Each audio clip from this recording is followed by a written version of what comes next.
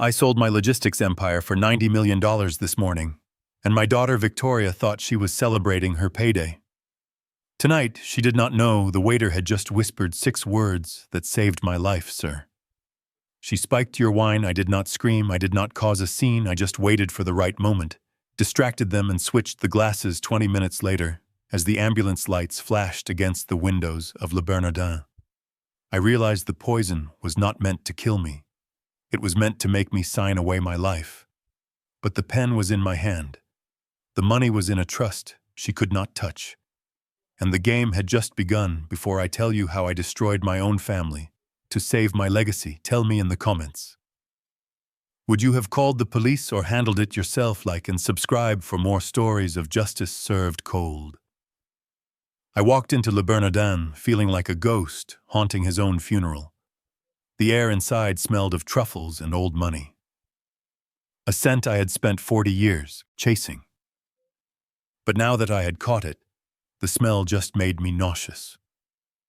My daughter Victoria and her husband Lance were already seated at the best table in the house right by the window overlooking 51st Street. They looked like royalty, Victoria in a red dress that probably cost more than my first truck, and Lance in a suit that was too tight around his chest, likely trying to hide the fact that he had gained 20 pounds of stress weight in the last month. When they saw me, they stood up simultaneously, their smiles so bright and synchronized it looked rehearsed. Dad, over here. Victoria waved her diamond bracelet, catching the light. She did not look like a woman who was happy to see her father. She looked like a shark that had just spotted a seal in open water. I adjusted my tie and walked toward them, my knees aching slightly, a reminder of the years I spent loading crates before I was the CEO of Blackwood Logistics. Conrad, you look fantastic, Lance said, extending a hand that felt cold and clammy despite the warm lighting of the restaurant. Congratulations on the sale, 90 million. That is a historic number. I shook his hand briefly, feeling the tremor in his grip. He was terrified. I could smell the desperation on him, like cheap cologne. Thank you, Lance. It is done. The papers are signed. The wire transfer is pending. Victoria pulled me into a hug, but she did not squeeze. She just pressed her cheek against mine, careful not to smudge her makeup or wrinkle her silk. So it is real, she whispered in my ear.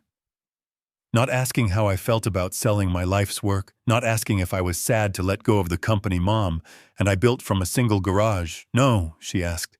Is it real? Meaning, is the money real? It is real, I said, pulling away and sitting down. The waiter appeared instantly, pulling out my chair with the silent efficiency that you only get when you are paying $500 for dinner. Champagne to start. Sir, the waiter asked, looking at me. No, I said, my voice raspy.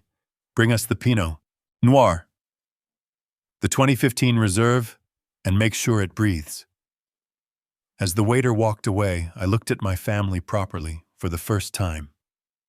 That evening, I tried to find traces of my late wife in Victoria. I tried to find the little girl who used to sit on my lap and ask me to read her stories about trucks and trains. But all I saw was a stranger with hungry eyes. She was tapping her manicured nails on the tablecloth. A nervous tic she developed whenever she was lying. So, Dad. Lance started loosening his tie slightly. What are the plans now that you are retired? Florida, the Hamptons, maybe a cruise around the world. You deserve to relax. I stared at him, letting the silence stretch until he shifted uncomfortably in his seat.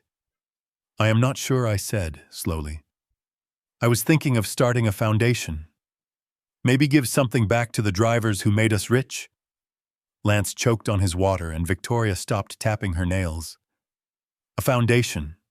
She repeated, her voice sharp and brittle. That sounds noble, Dad, but surely. You want to secure the family legacy first. I mean, Lance and I have some investment opportunities that could turn that 90 million into 200 million in 5 years. There it was, the pitch. They had not even waited for the appetizers. I knew Lance was in trouble. My old friends in the city had told me rumors about his venture capital, firm bleeding money, about investors asking questions, but I did not know how deep the hole was until I saw the panic in his eyes when I mentioned giving the money away. We can talk business later, I said, dismissing them with a wave of my hand. Tonight, let us just have dinner. The wine arrived, the waiter poured a small amount for me to taste. I swirled it, sniffed it, and nodded. He filled 3 glasses, the dark red liquid shimmering under the crystal chandelier. To Blackwood Logistics, Lance said, raising his glass to the end of an era. To new beginnings, Victoria added, clinking her glass against mine. Her eyes locked on me with an intensity that made my stomach turn. I took a sip. The wine was excellent, smooth, and complex, but it tasted like ash in my mouth, because I knew that while I was drinking to the past, they were drinking to my death, or at least to my financial demise. I did not know yet what they had planned. But my instincts, the same instincts that kept me alive in the tough neighborhoods of New York in the 70s, were screaming at me that I was in a cage with 2 predators. My phone buzzed in my jacket pocket, saving me from having to make small talk. I pulled it out and saw the name Pritzker on the screen. My lawyer, I have to take this, I said, standing up. It is about the final escrow release. Don't be long, Dad, Victoria said, her voice tight. The appetizers are coming. I walked away from the table, heading toward the quiet corridor near the restrooms. The noise of the restaurant faded behind me. I answered the phone, keeping my voice low. Pritzker. Tell me it is done. It is done, Conrad. The lawyer said, his voice gravelly and reassuring. The funds are in the holding account. As of 5 minutes ago, the irrevocable trust is set up exactly as you instructed. The beneficiary.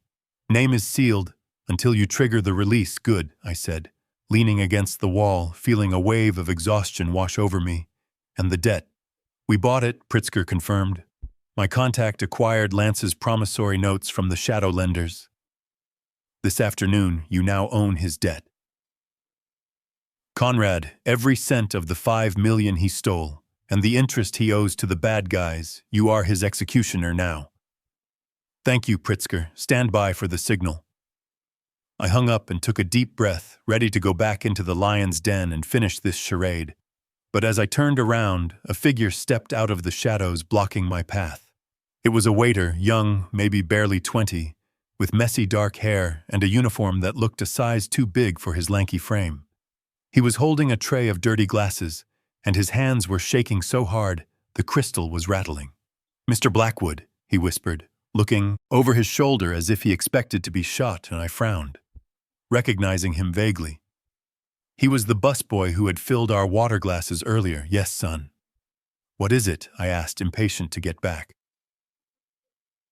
You don't know me, he said, his voice trembling but his eyes surprisingly steady. My name is Leo, sir. Please do not go back to that table. Do not drink the wine. I stiffened, my old street instincts flaring up. What are you talking about? I saw them, Leo said, stepping closer, lowering his voice to a harsh whisper. When you got up to answer the phone, the man. Your son-in-law, he knocked a fork off the table on purpose to distract the tables next to you, and the woman. Your daughter, she took a small vial out of her purse. She poured a white powder into your glass, sir. She swirled it in with her finger and then put the vial back. The world seemed to stop spinning for a second. The sounds of the kitchen, the clinking of cutlery, the murmur of conversations. Everything faded into a dull roar in my ears. I looked at this kid, this stranger, and I wanted to grab him by the collar and call him a liar. I wanted to tell him that my daughter was spoiled. Yes, selfish, yes, but not a criminal, not a monster who would poison her own father. Are you sure? I asked, my voice sounding like grinding metal. I am sure, sir. Leo said, his eyes filling with a desperate sincerity. I know I should not get involved. I could lose my job. But I could not watch you drink that. I just couldn't. I looked past him through the decorative glass partition that separated the corridor from the dining room. I could see my table. I saw Victoria. She was applying lipstick, looking at her reflection in a compact mirror. She looked calm, bored. Even then, she snapped the compact shut and put it in her clutch as she opened the bag. I saw it. Just a flash of silver, a small metal vial tucked between her phone and her wallet. The air left my lungs as if I had been punched in the gut. Leo was telling the truth. My daughter, my little girl who used to cry when her goldfish died, had just spiked my drink. She was sitting there waiting for me to come back and swallow whatever poison she had cooked up. I felt a rage so hot, it almost blinded me, followed immediately by a cold, calculating clarity. This was it. This was the line. They had crossed it, and there was no going back. And I reached into my pocket and pulled out my money clip. I didn't count the bills. I just peeled off 5 or 6 hundreds and shoved them into the kid's apron pocket. "You didn't see anything," I hissed, grabbing his shoulder so hard. "Keep your mouth shut and watch the show. Do you understand?" Leo nodded, eyes wide, swallowing hard. "Yes, sir." I straightened my jacket, smoothed my tie, and fixed a smile on my face. It was not a happy smile. It was the smile of a wolf that has just realized the sheep are trapped in the pen with him. I walked back to the table, my steps heavy but steady. Victoria looked up as I approached, and her face lit up with that fake concern again. "Is everything okay, Dad? You were gone a while," she asked, moving her hand slightly to cover her clutch. "Everything is perfect," I said. Sitting down, the lawyers just confirmed the transfer. $90 million net deposited and cleared. Lance let out a breath he didn't know he was holding. "Fantastic. Conrad, that is just fantastic. We should celebrate properly now." "Yes, we should," I said. Looking at the glass of wine in front of me, the dark liquid looked innocent, smooth, deadly. I knew whatever was in there wasn't cyanide or arsenic. They needed me alive to sign papers. Dead men can't authorize wire transfers. It was probably something to knock me out, something to make me compliant. Scopolamine maybe, or a heavy dose of benzodiazepines. They wanted me confused, pliable, ready to sign whatever they put in front of me, while a crooked doctor looked the other way. I need to make the switch. I thought, my mind racing. I need to get that glass over to her side without them noticing. I looked at the table layout. The glasses were close, but not close. Enough. I needed a distraction. A moment of chaos. I picked up my linen napkin and dabbed my mouth, my hand shaking intentionally. Just a little playing up the frail old man act they expected. "You know," I said, my voice trembling slightly, "getting old is a terrible business. 40 years of building a company, and now I can barely read the menu without my glasses." "Oh, Dad," Victoria said, her voice dripping with condescending sweetness. "You are not that old. You just need to rest. That is why we are here, to take care of you." "I am glad," I said, looking her dead in the eye. "I am glad I have family I can trust." I let the napkin slide off my lap. It fell to the floor between my chair and Lance's. "Oops," I muttered, clumsy old fingers. "I will get it," Lance said immediately, eager to be the helpful son-in-law. He dove down, reaching under the table. This was my chance. Victoria looked down at him, annoyed by the interruption, rolling her eyes. In that split second, while Lance was under the table and Victoria was looking at the top of his head, my hand moved. It was the same speed I used to use to catch falling tools on the loading dock, fast, precise, invisible. I slid my glass to the right and pulled Victoria's glass to the left. The bases of the wine glasses made a tiny clink against the tablecloth, a sound so soft it was swallowed by the restaurant's ambient music. Lance popped back up, holding the napkin.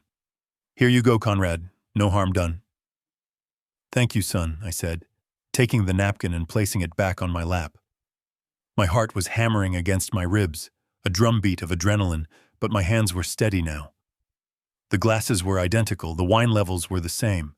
Nobody had seen a thing, except maybe Leo watching from the shadows. I picked up the glass that had been sitting in front of Victoria, the safe glass, the clean glass.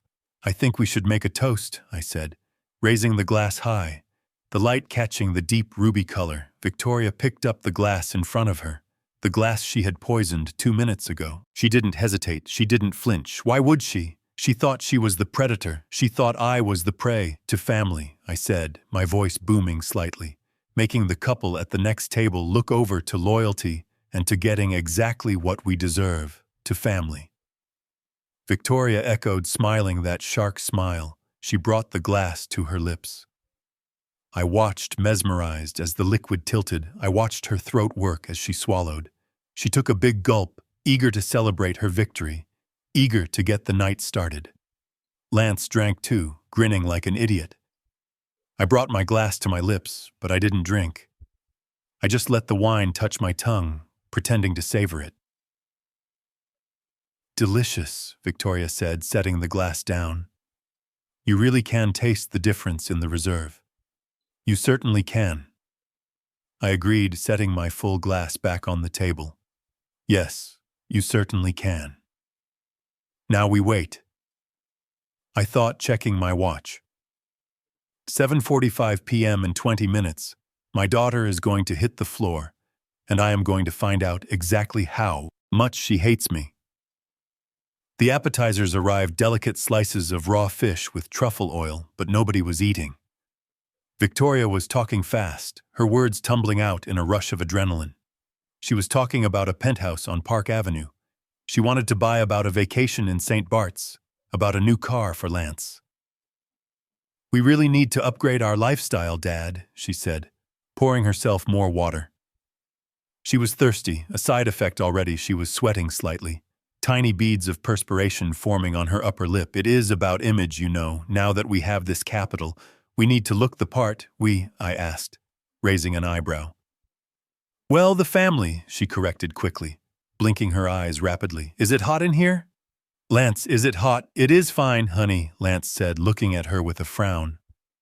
Are you okay? You look a little flushed. I am fine, she snapped, her mood swinging violently. Just a little dizzy, maybe. I stood up too fast earlier. She hadn't stood up.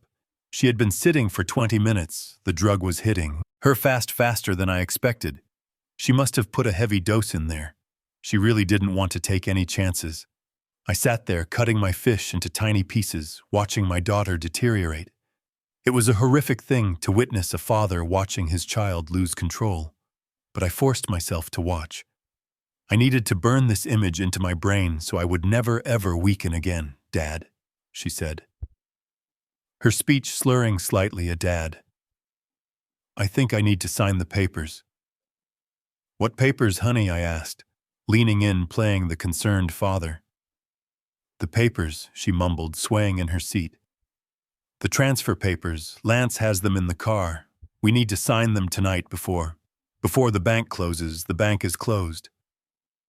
Victoria, it is night time, I said softly. She looked at me, and for a second her eyes were unfocused, like a doll's eyes. No, the special bank, the one Lance knows we need to sign. Lance looked terrified. He reached over and grabbed her arm. Victoria, keep it together. What are you talking about? She pulled her arm away, knocking over her water glass. The crash was loud, turning heads across the dining room.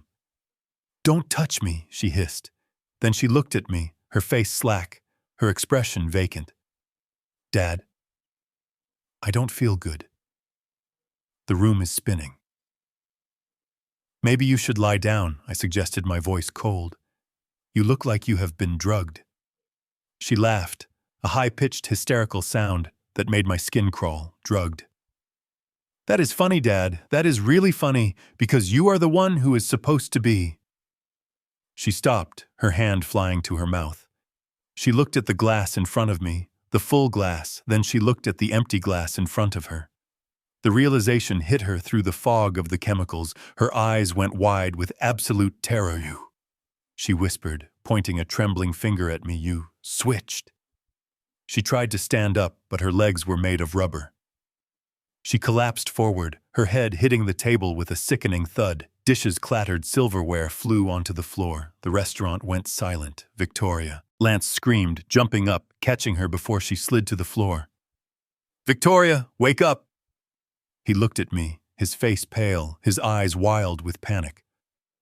What is happening to her? What did you do? I did nothing, I said, remaining seated, calm amidst the chaos. I just refused to drink from a poisoned cup, Lance, but it seems your wife was thirsty. Help someone, help us, Lance yelled, looking around frantically. Call 911, my wife is having a stroke. The waiter, Leo, appeared out of nowhere, phone already in his hand. I already called them, sir. The ambulance is 2 minutes away. Lance looked at Leo, then at me, and he knew the game was up, but he was trapped. He couldn't admit she was drugged without admitting they did it. He had to play along. He had to pretend it was a medical emergency. I stood up slowly, buttoning my jacket. I looked down at my daughter, drooling on the expensive tablecloth, her eyes rolling back in her head. I will ride with her in the ambulance, I said to Lance. You follow in your car. Bring the papers. Lance, bring the papers you were so eager for me to sign. Lance looked at me, and for the first time he didn't see the old man with the checkbook. He saw the man who had crushed unions and hostile takeovers for 40 years. He saw the monster he had just poked. Yes, sir, he stammered. Yes, sir. As the paramedics rushed in and loaded Victoria onto the stretcher. I walked out of Le Bernardin, the cool night air hitting my face. I didn't feel triumph. I didn't feel joy. I felt a cold, hard resolve. The party was over now. The real work began.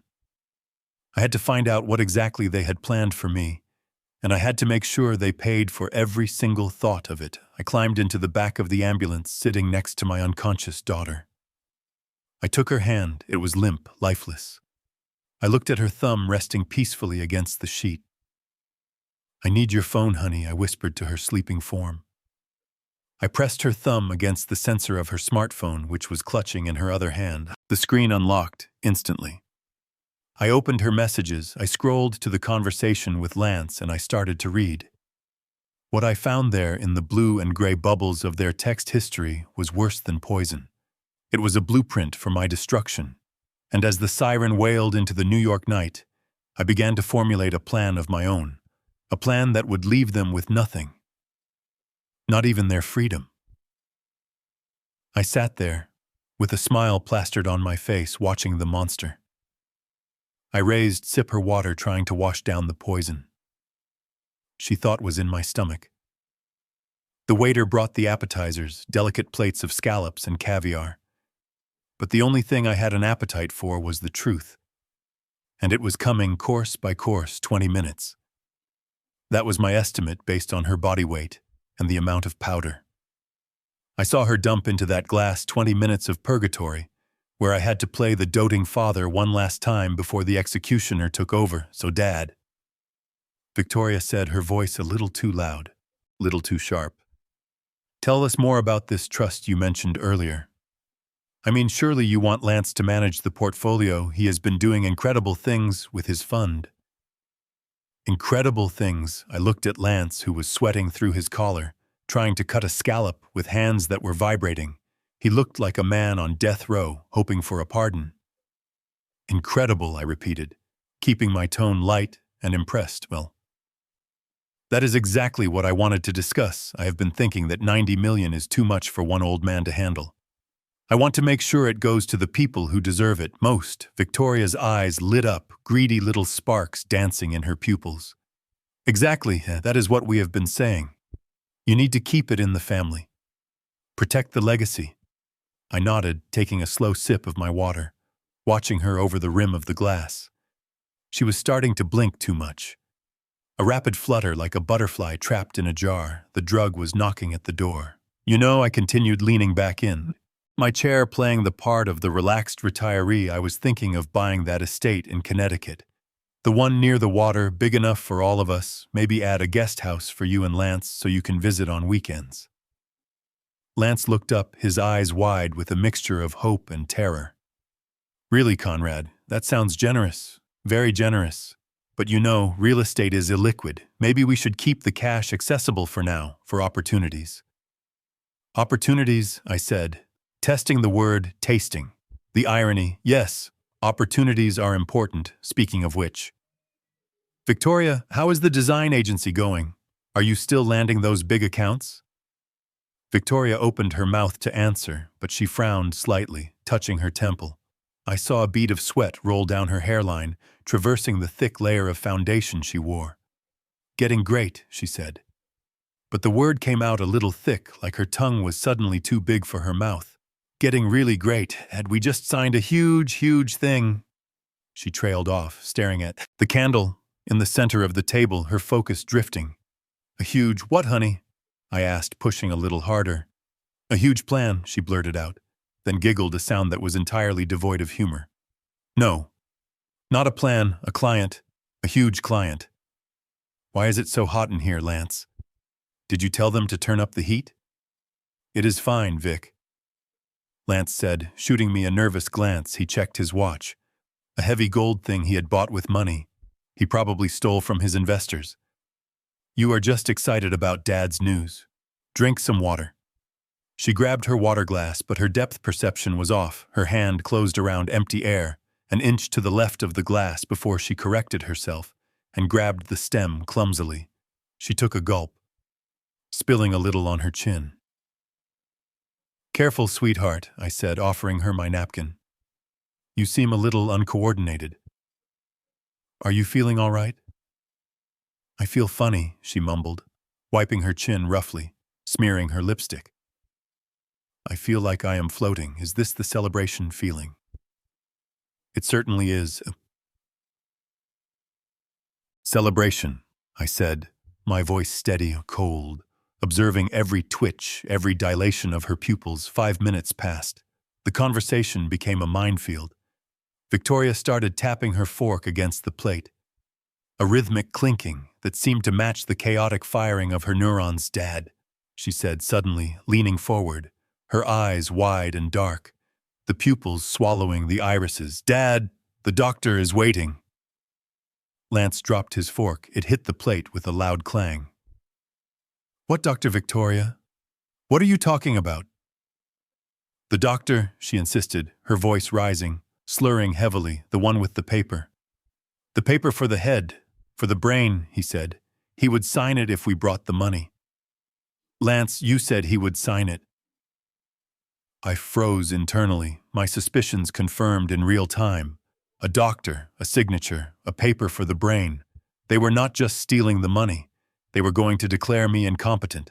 They were going to lock me away. Lance reached across the table, grabbing her wrist, squeezing it hard. "Victoria, stop! You are tired. You are not making sense, Conrad."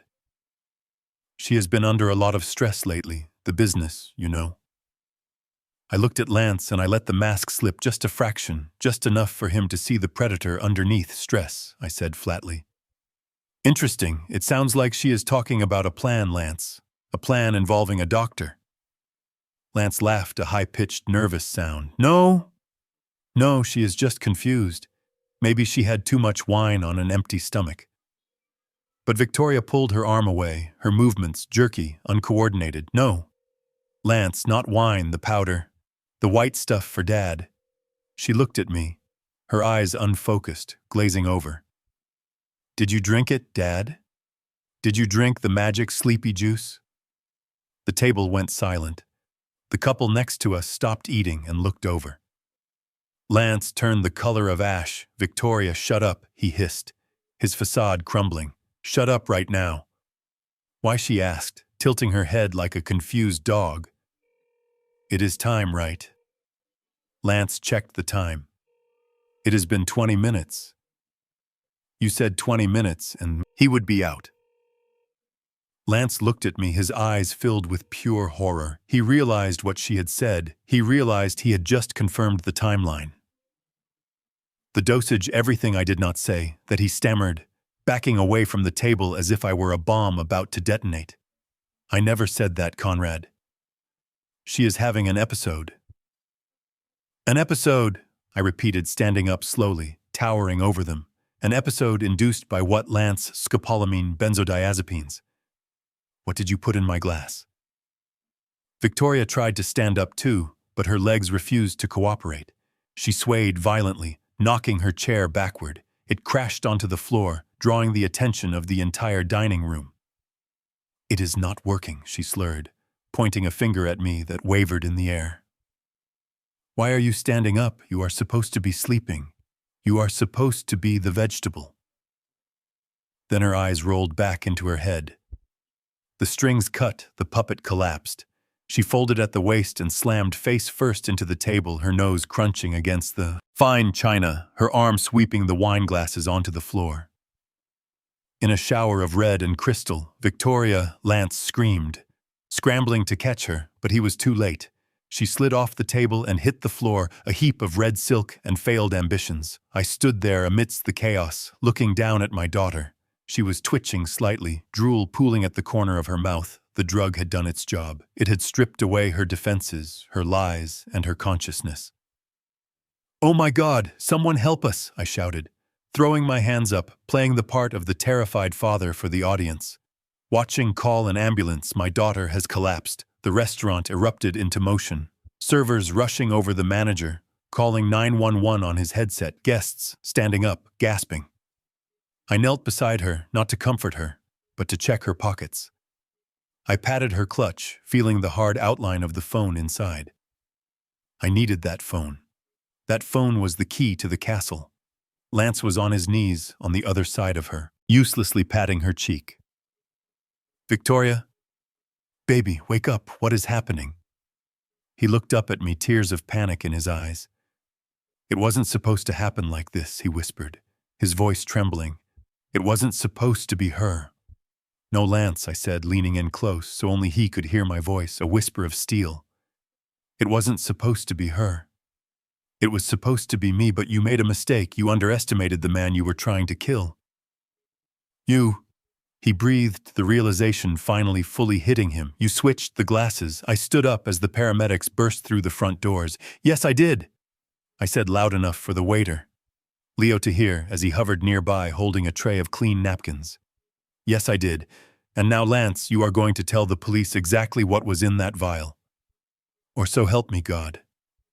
I will make sure you spend the rest of your life in a cell so dark you will forget what the sun looks like."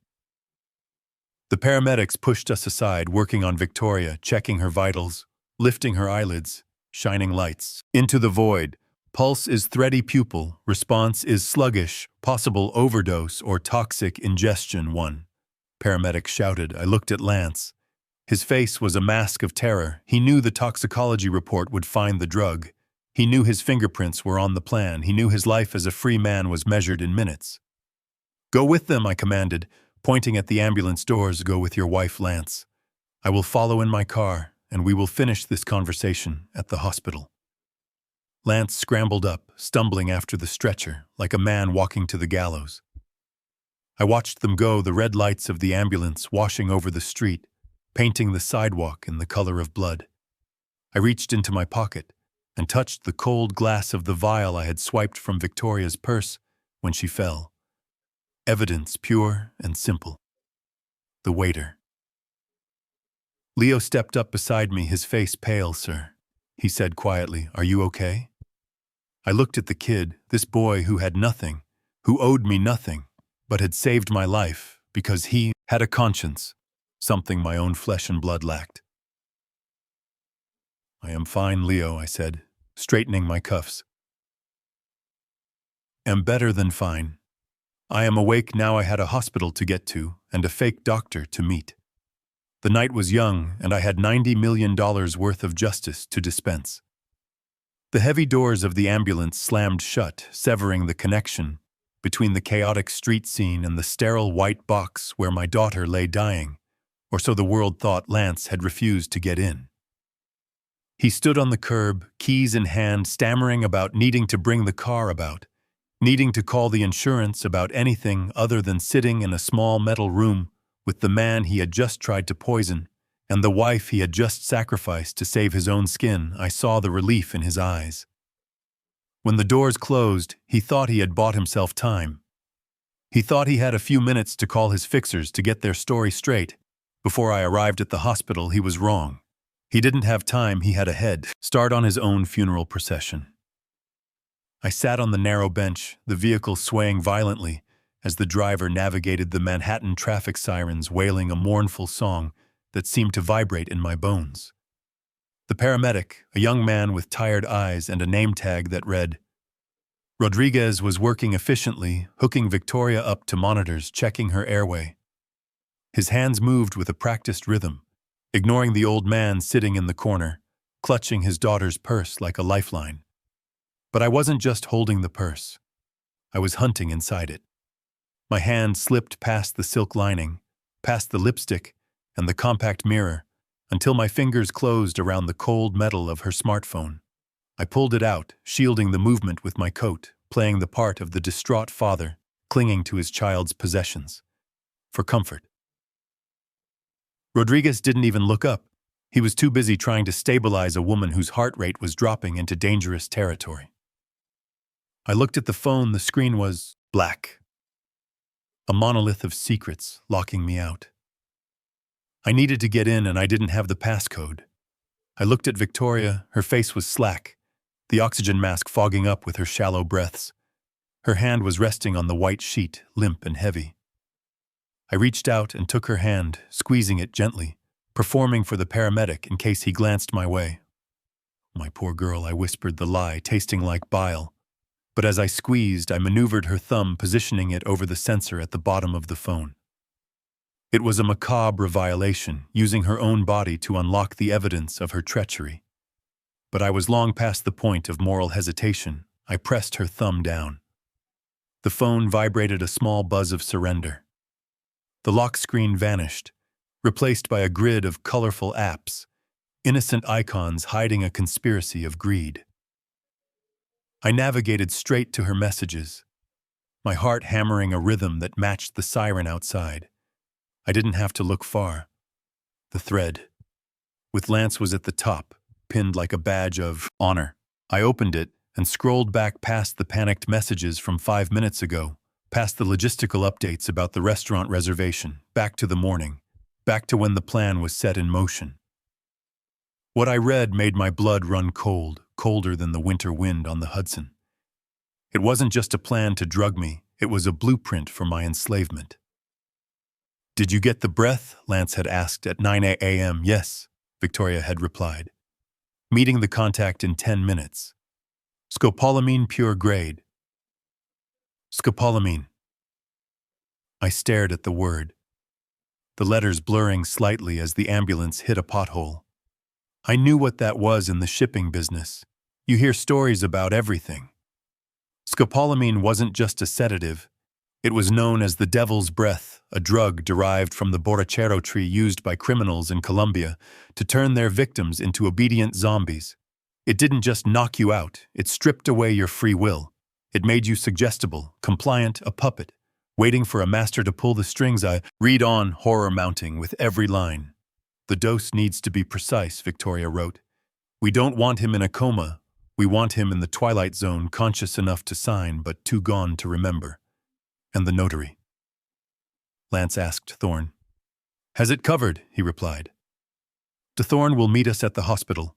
He will declare Dad mentally compromised due to a transient ischemic attack, a mini-stroke caused by the excitement of the sale. He will recommend immediate power of attorney transfer to us for his own protection."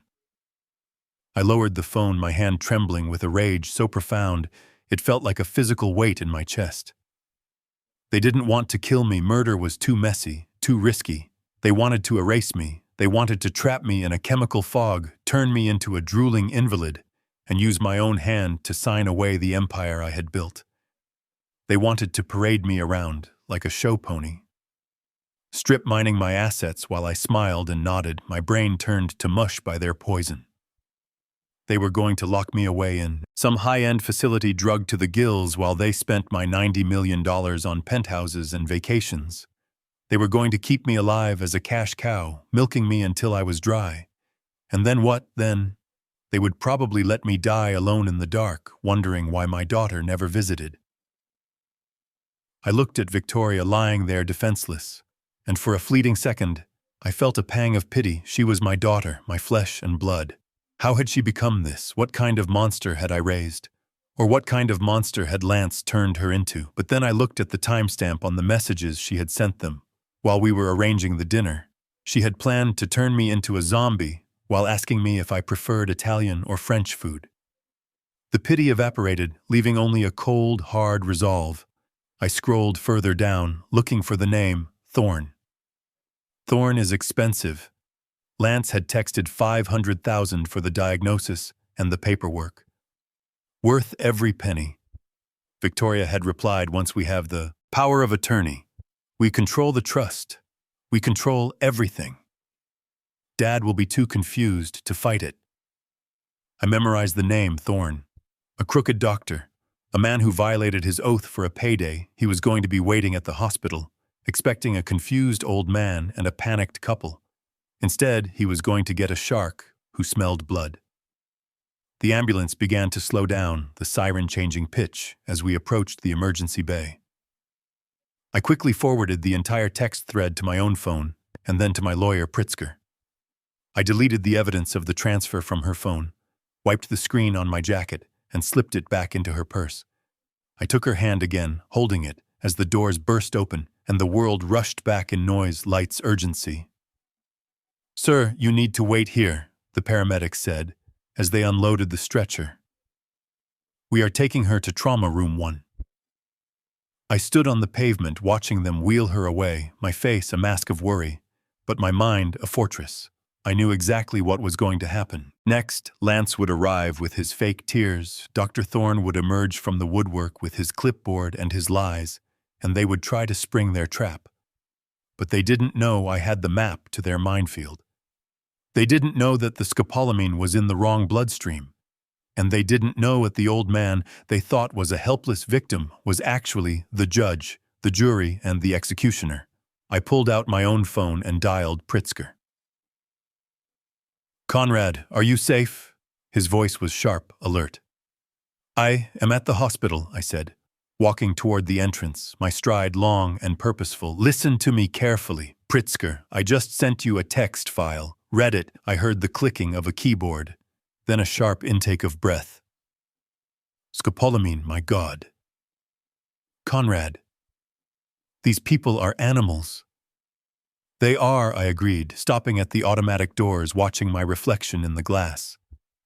A gray-haired man in a suit who looked ready for war. "Get the police, Pritzker. Get them here now and tell them to look for a Dr. Thorne I want. Him license stripped and I want him in cuffs. Consider it done," Pritzker said. And Conrad.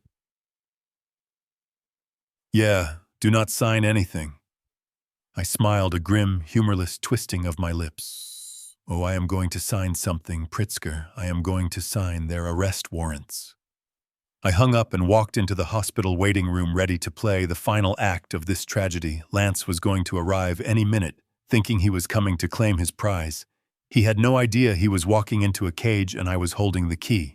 The hospital waiting room was a purgatory of beige walls and the smell of stale coffee and anxiety. I found a corner seat away from the prying eyes of the intake nurse and hunched over the glowing screen of my daughter's phone like a man reading his own obituary. The text thread about the poison had been the smoking gun, but I needed to find the motive. I needed to understand why a woman who had never wanted for a single thing in her life, who had been given the best schools, the best clothes, the best cars, would conspire to turn her father into a vegetable. I switched apps, opening her email client, my thumb hovering over a folder marked urgent. The unread count was 0, but the sheer volume of flagged messages was a red flag the size of a billboard. I opened the first one, dated 2 weeks ago. The subject line was simply discrepancy.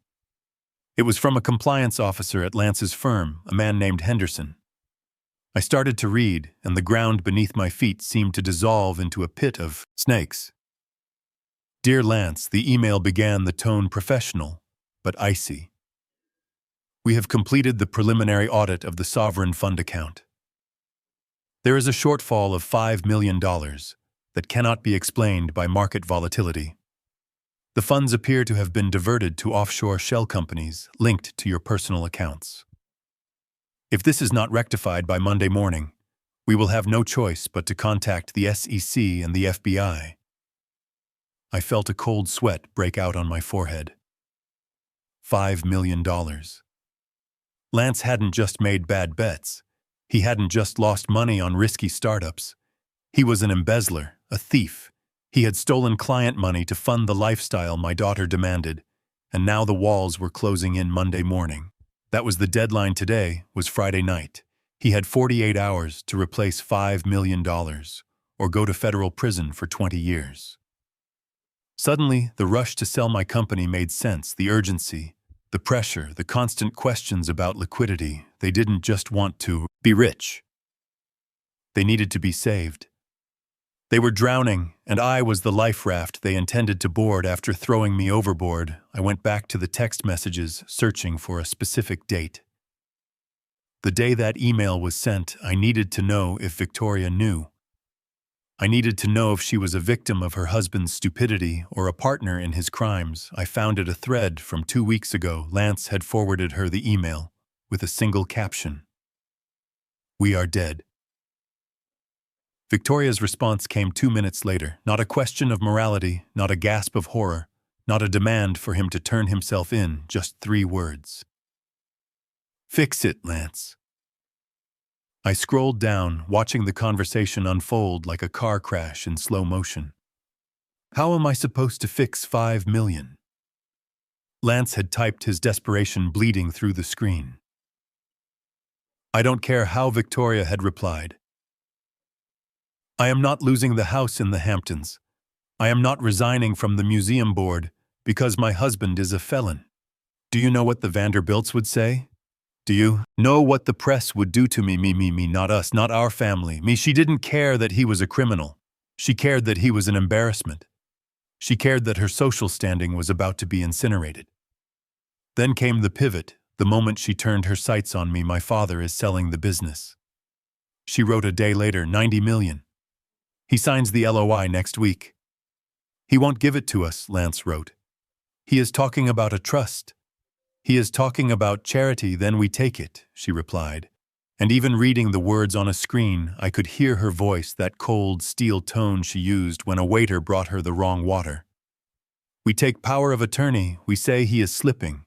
We say the stress of the sale broke his mind. We take control, Lance, and we pay back the fund before anyone knows." I lowered the phone, my hand shaking so hard the screen was a blur of light. It wasn't just greed. I could almost understand. Greed is a human failing, but this was something else. This was a complete absence of soul. She saw me not as a father, not as the man who taught her to ride a bike, who held her when she cried over her first heartbreak. She saw me as an asset, a line item on a balance sheet to be liquidated to cover her husband's crimes. I sat there amidst the coughing patients and the crying babies, and I felt a part of me die. The part that had always made excuses for her, the part that said she was just high-spirited, just accustomed to the finer things, that part shriveled up and turned to dust. I looked deeper into their history, torturing myself with the details. I found messages where she mocked me, where she ridiculed the very work ethic that had paid for her silk dresses. "He is so embarrassing," she had written during a charity gala last month, wearing that cheap suit, talking about truck drivers like they are heroes. "I wish he would just fade away. I wish he would stop pretending he matters in this world." Fade away, that was what she wanted. She wanted the Blackwood name, the Blackwood money, but without the inconvenience of the Blackwood man. She wanted the prestige of being an heiress, without the burden of having a father. I remembered that night she had smiled at me, linked her arm in mine, and introduced me to her friends as the titan of industry, all while typing under the table that she wished I would disappear. It was all a performance. Her entire relationship with me for the last decade had been a long con. I closed my eyes, fighting back tears that felt like acid. I had built an empire of trucks and warehouses. I had moved mountains of steel across oceans. I was a man who commanded respect from union bosses and senators. But I had failed at the one thing that mattered. I had raised a daughter who loved her reflection more than she loved her own blood. I looked at the time. Lance would be here soon, bringing his fake doctor and his real panic. I looked at the phone one last time at a photo she had sent Lance just yesterday, a selfie of her in the mirror, wearing the red dress she wore tonight. The caption read, "Dressing for the kill." She thought she was the hunter. She thought I was the old lion, ready to be put down. She didn't know that the old lion still had teeth, and she didn't know that by trying to erase me, she had just written me back into the story. I put the phone back in my pocket, not hers, mine. I wasn't giving it back. This was evidence. This was the nail in their coffin. I stood up, the joints in my knees popping, the sound loud in the quiet room. Let them come, let Lance come with his embezzlement and his lies, let Victoria wake up and try to spin her web. I was done being the father. I was done being the safety net tonight. I was going to be the thing they feared most, the consequences of their own actions. I walked toward the nurse's station, my face a mask of stone ready to set the stage for their final performance. I watched the automatic doors slide open, and there he was, Lance striding into the emergency room lobby like he owned the place. Flanking him was a man in a white coat who looked less like a healer and more like a used car salesman trying to sell a lemon with a fresh coat of paint. This had to be Thorne. The $500,000 man, the architect of my medical demise. Lance spotted me sitting in the corner and immediately launched into his performance. He rushed over his face, a masterpiece of manufactured concern. Sweat glistening on his forehead, despite the air conditioning.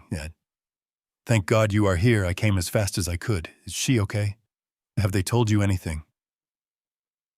I stood up, letting my shoulders slump slightly, making my hands tremble, just enough to sell the image of the frail, rattled patriarch. I don't know, Lance, I said, my voice quavering. They took her back. 20 minutes ago. Nobody tells me anything. It is all just noise and lights. Lance grabbed my shoulder, a grip that was meant to be comforting, but felt more like a shackle. It is okay, Dad. I brought help. This is Dr. Thorne. He is a specialist, a very old friend from the club. He is going to make sure Victoria gets the best care possible, and he is going to check you out too. You look pale, Conrad. Very pale. Thorne stepped forward, extending a hand that was too soft, too manicured. Mr. Blackwood. It is an honor, although I wish it were under better circumstances. Lance called me on the way over and explained the situation. I have privileges at this hospital. I am going to go back there and cut through the red tape. He didn't wait for my permission. He just breezed past to the security desk, flashing a badge that looked suspiciously generic. I watched him go, noting the scuff marks on his Italian loafers and the way his eyes darted around the room, assessing the threat level. This wasn't a doctor concerned with patients. This was a fixer checking for exits. Lance sat down next to me, leaning in close, his breath smelling of breath, mints masking the sour scent of fear. Listen. Conrad, I need to be honest with you. Victoria has been having episodes lately. Episodes? I asked, blinking slowly. Playing the fool. Yes. Lance lowered his voice to a conspiratorial whisper. Stress-induced fugue states. She gets confused. She says things that don't make sense. She forgets where she is. I think the pressure of the business and the excitement about your sale, it just broke her. A little tonight. Was a breakdown.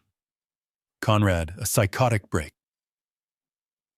I looked at him, marveling at the audacity of the lie he was setting, the stage erasing the poisoning narrative and replacing it with a mental health crisis. If she woke up screaming about drugs, he would just nod sadly and say, "See, she is delusional." 10 minutes later, Thorne came back. He wasn't holding a chart.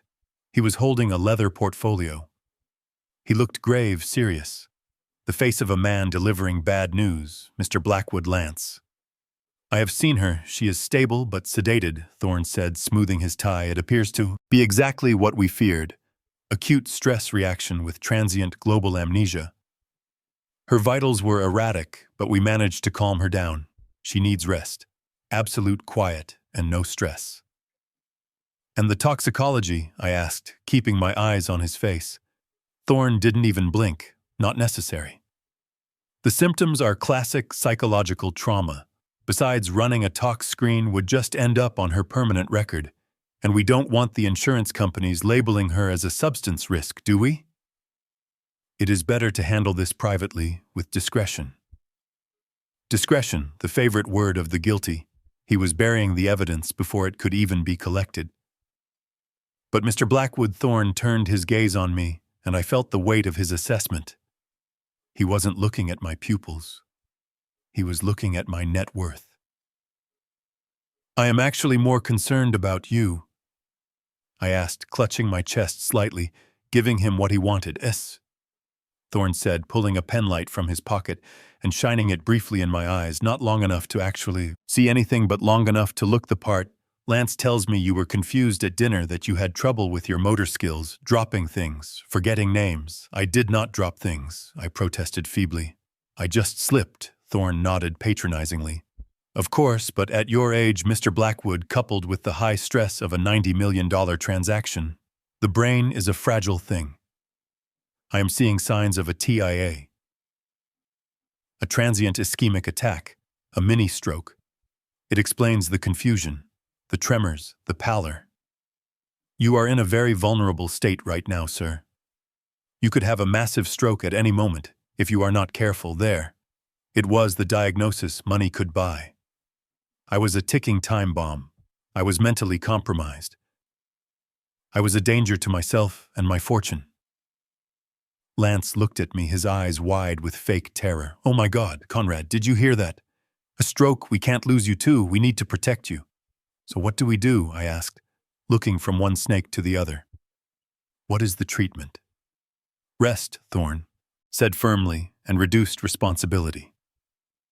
You need to clear your plate immediately, no decisions, no stress, no financial burdens. You need to focus entirely on staying alive. Mr. Blackwood. Lance reached into the leather portfolio Thorne was holding and pulled out a stack of documents. They were thick, heavy, stapled on blue legal paper. He placed them on the low table between us, pushing a pen toward my hand. That is why I had the lawyers draft this up just in case, Lance said. His voice hurried, breathless. It is an emergency, power of attorney, Dad. It just gives me and Victoria temporary authority to handle the medical bills, the insurance, the transfer of the sale funds, so you don't have to worry about wire deadlines or bank signatures while you are recovering. It is standard procedure, strictly temporary, just until you get your strength back.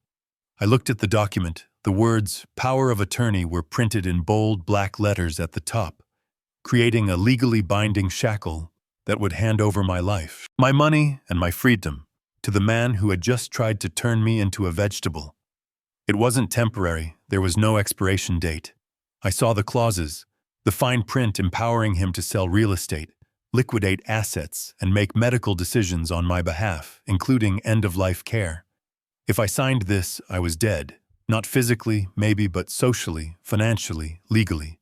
I would be a ghost in my own life, locked away in a facility, while Lance paid off his $5 million debt and bought a yacht with the change Dr. Thorne thinks it is essential.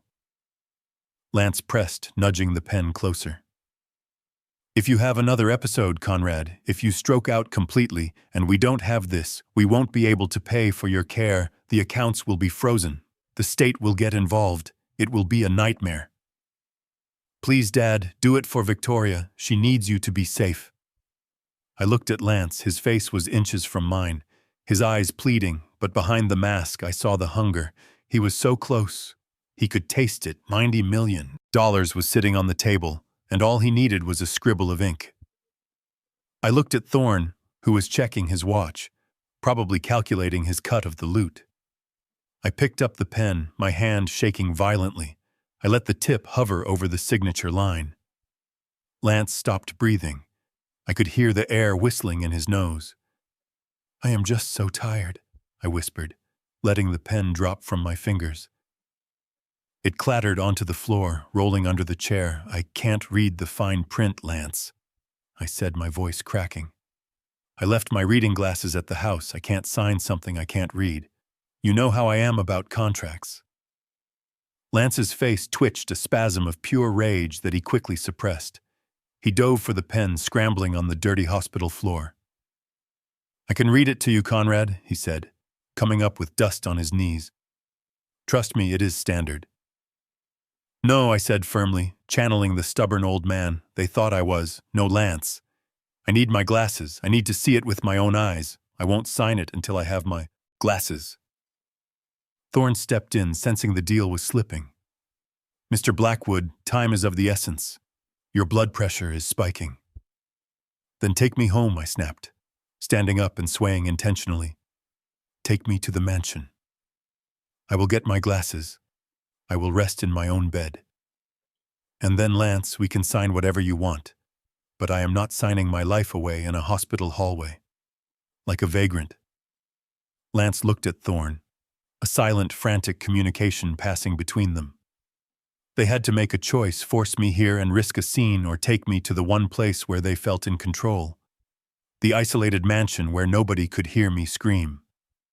Fine, Lance said, standing up, pocketing the papers. Fine, Dad. We will take you home, we will get your glasses, and we will settle this tonight. Excellent, I said, leaning heavily on his arm. Lead the way, son.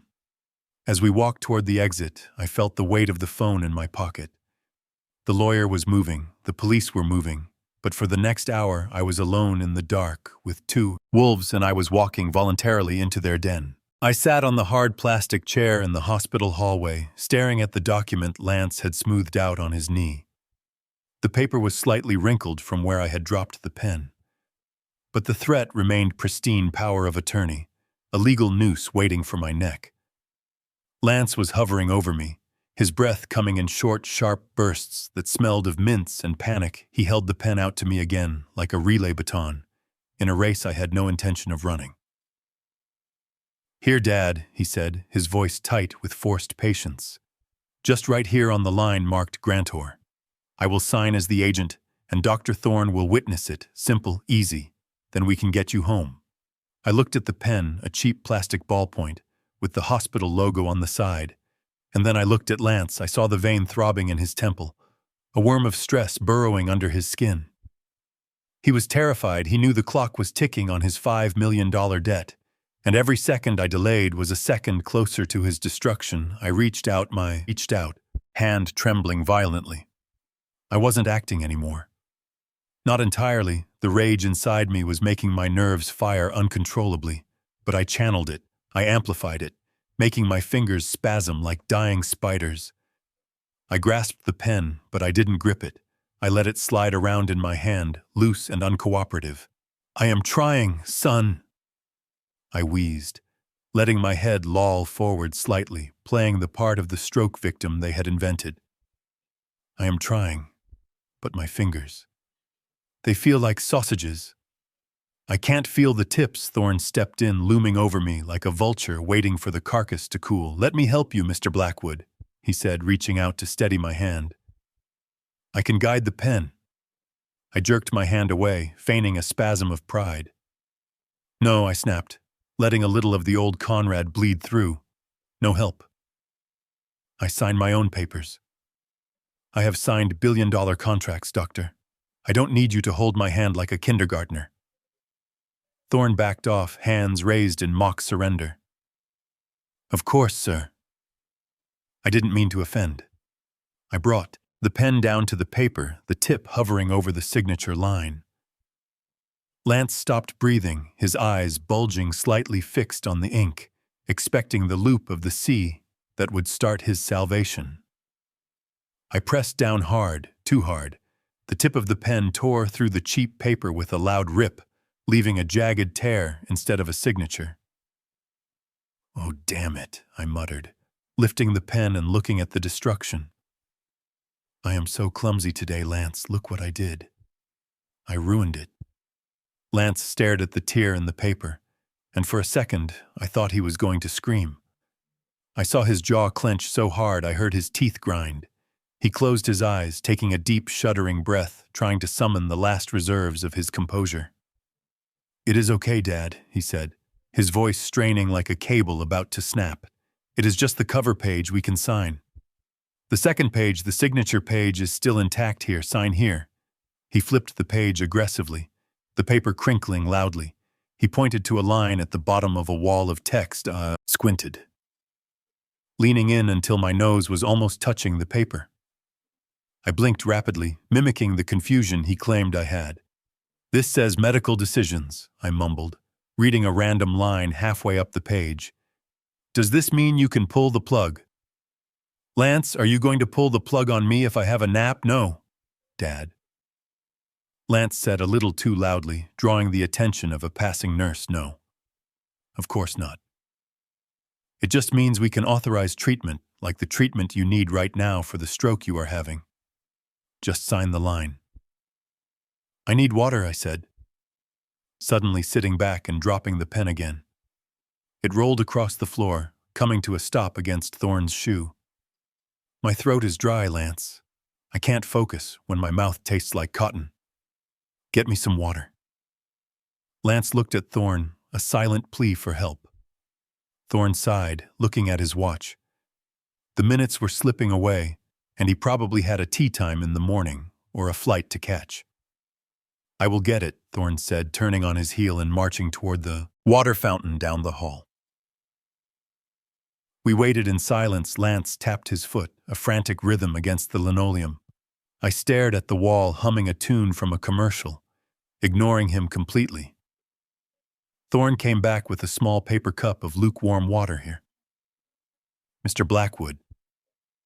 "Drink up." I took the cup, my hand shaking worse than before. Water sloshed over the rim, dripping onto my trousers. I brought it to my lips, taking a small sip, then another. "Better?" Lance asked, snatching the empty cup from my hand and crushing it. "Good, now sign."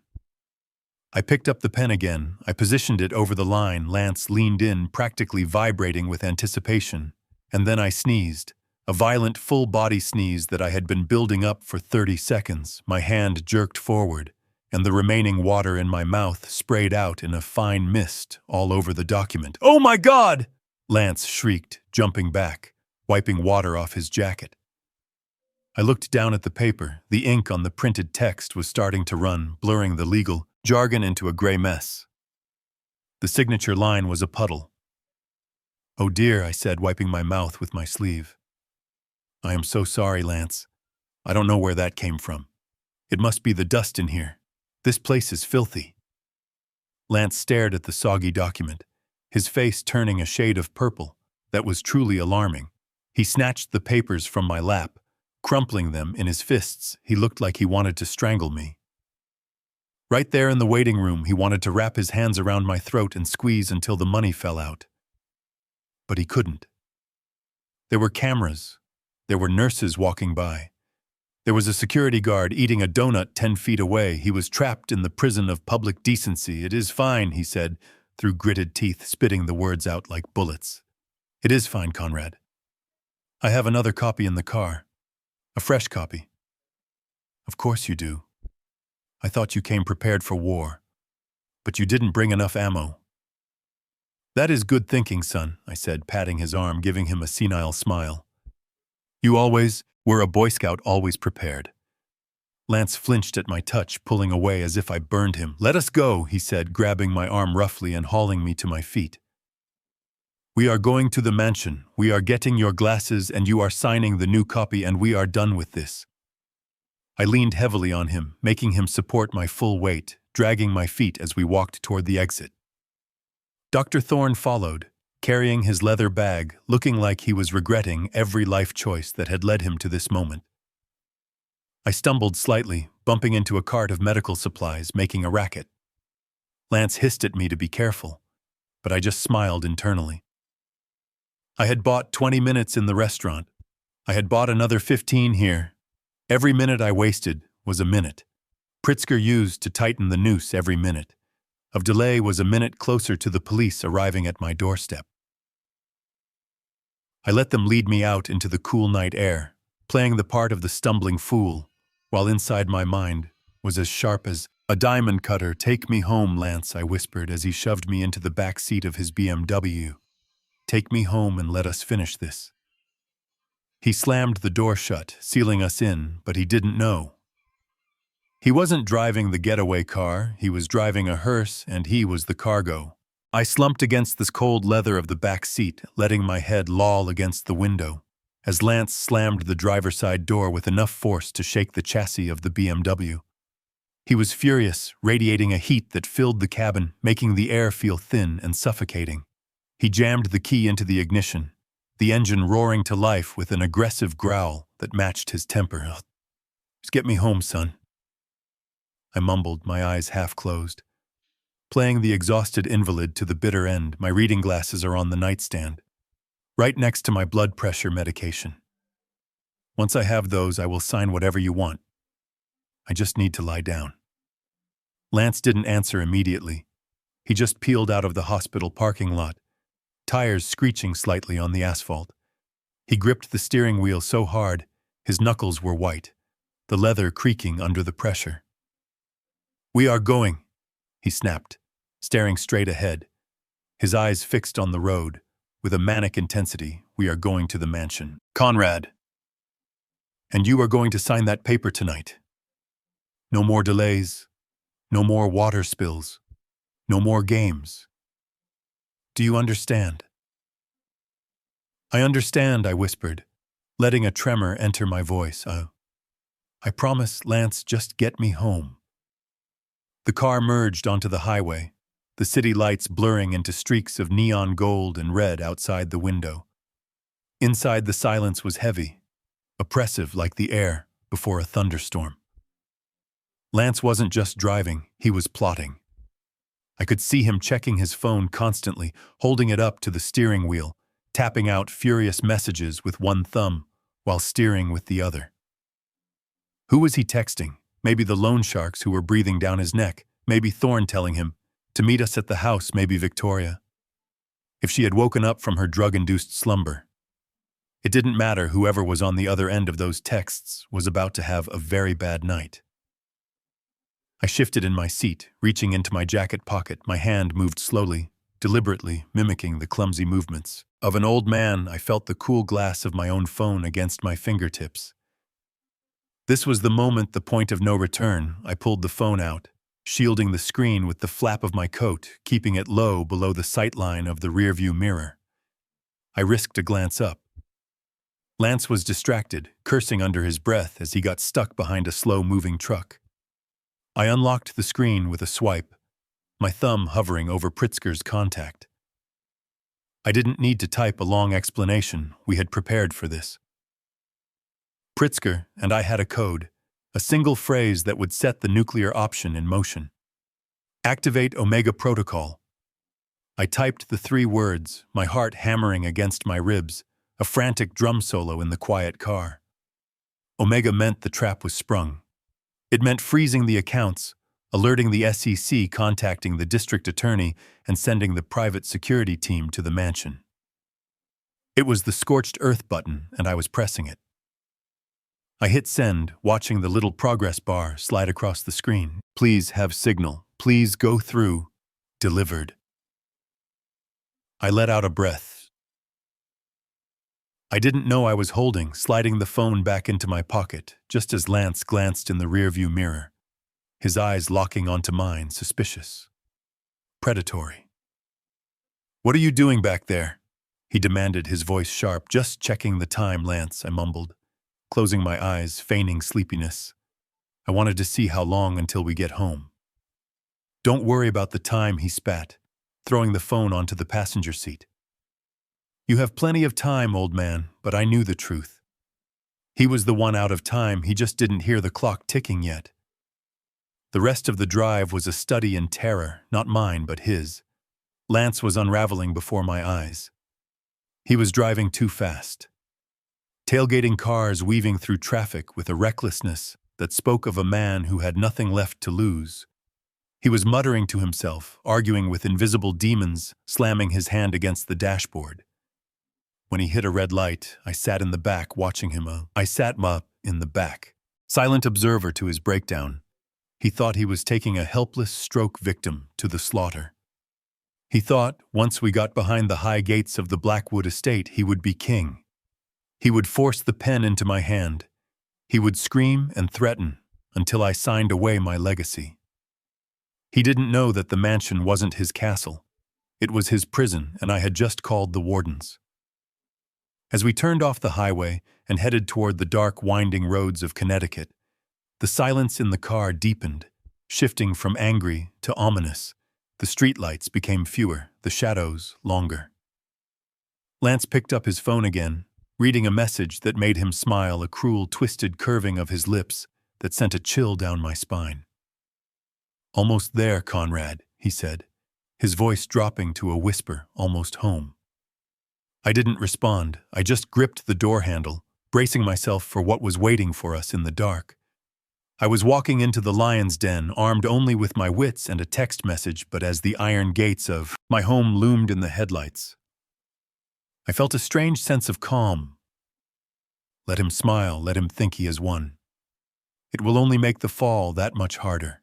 The iron gates of this Blackwood estate swung open with a mournful groan, a sound that usually signaled safety, but tonight sounded like the closing of a cell door. Lance drove the BMW up the long gravel driveway, the tires crunching on the stones like grinding bones. The mansion loomed ahead, a massive structure of stone and ivy, standing silent against the night sky, dark windows staring down at us like empty eye sockets. I had built this house to be a sanctuary for my family, a fortress against the world.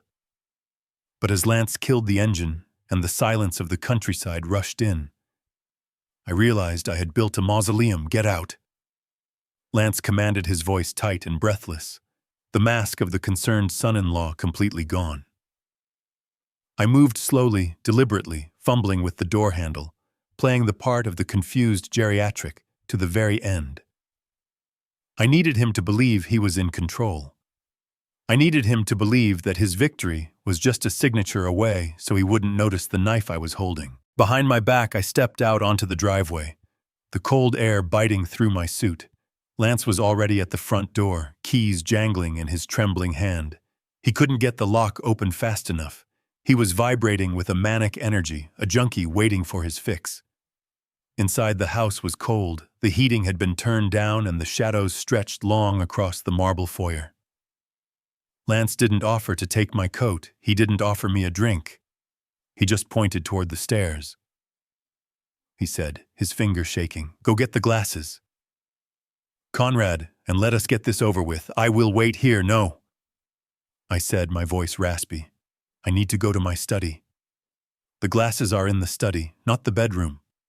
I was reading in there this morning." Lance hesitated, his eyes darting to the heavy oak doors of my office at the end of the hall. He didn't like it. He wanted to keep me in sight. He wanted to shepherd me like a sheep to the slaughter.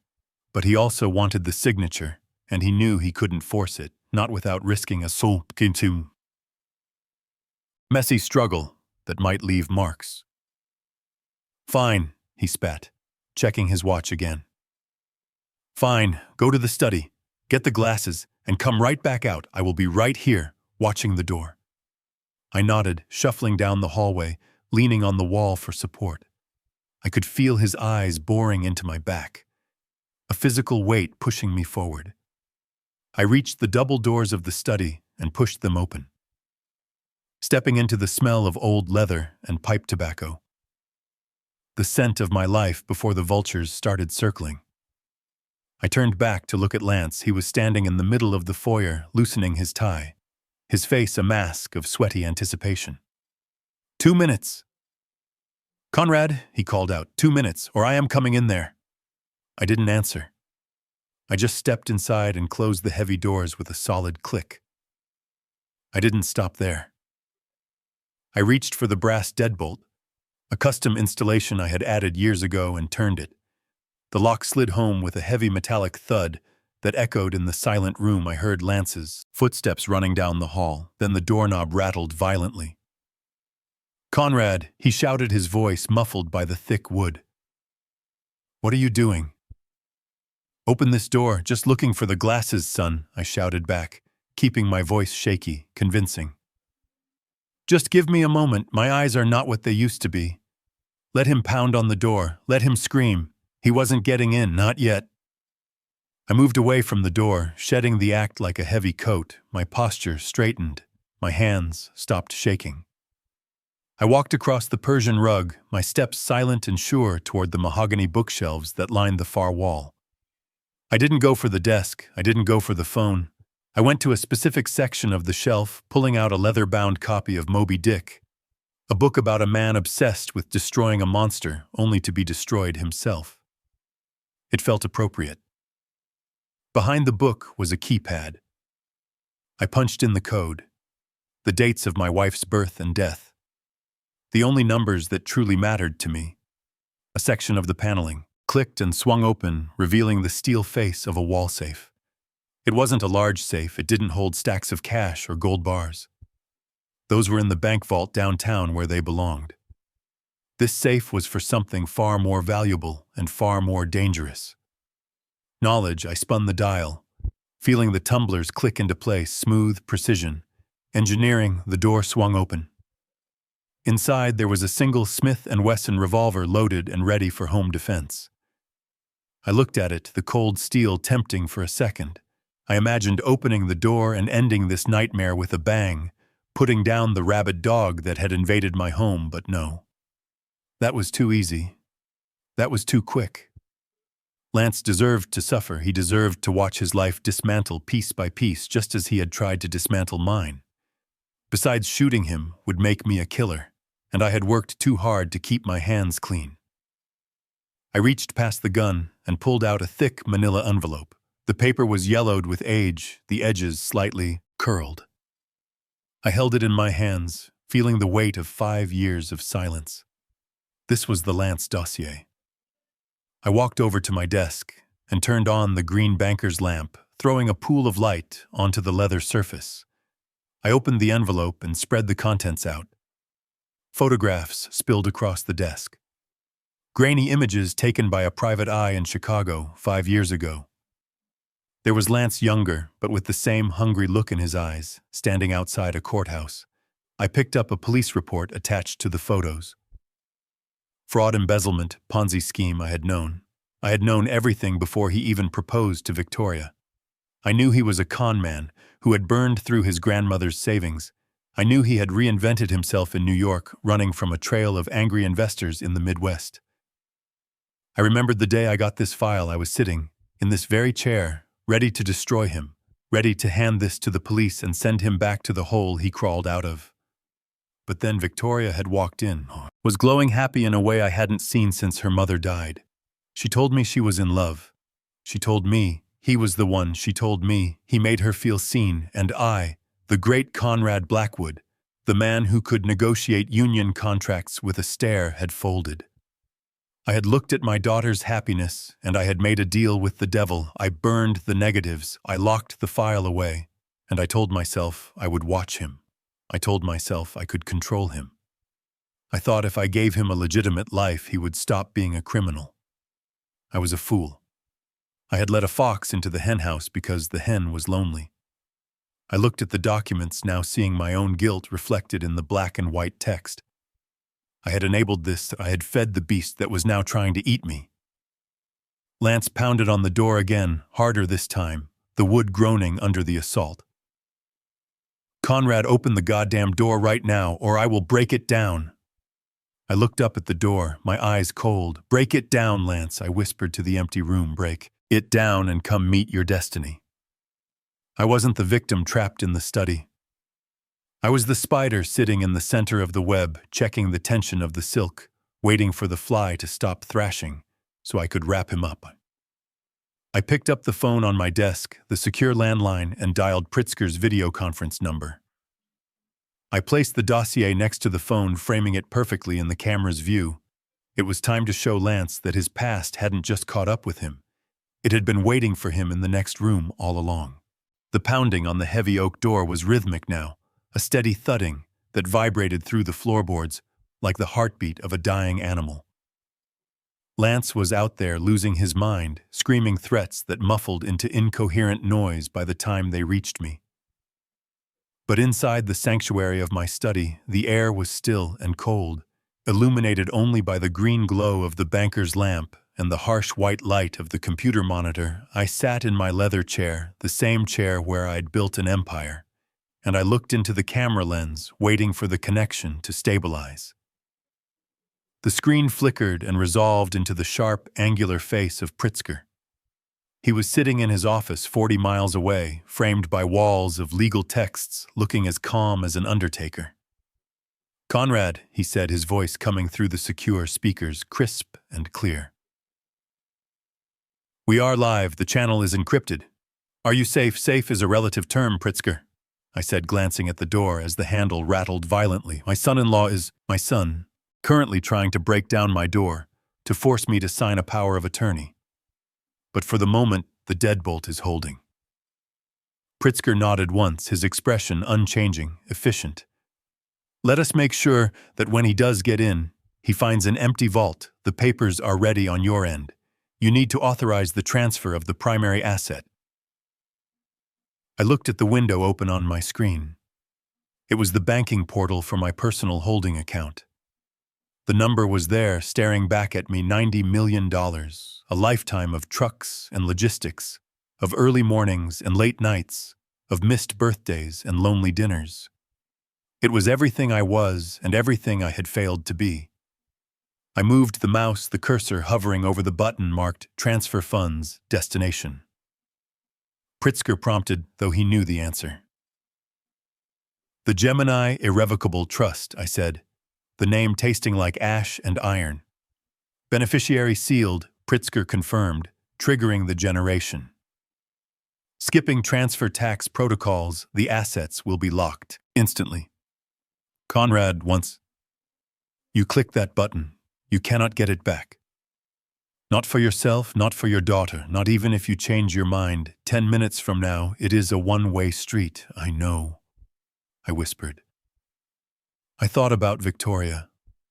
I thought about the little girl who used to run to the door when I came home from work, before the private schools and the socialites turned her into a stranger. I thought about the woman who had sat across from me tonight and watched me drink what she thought was poison.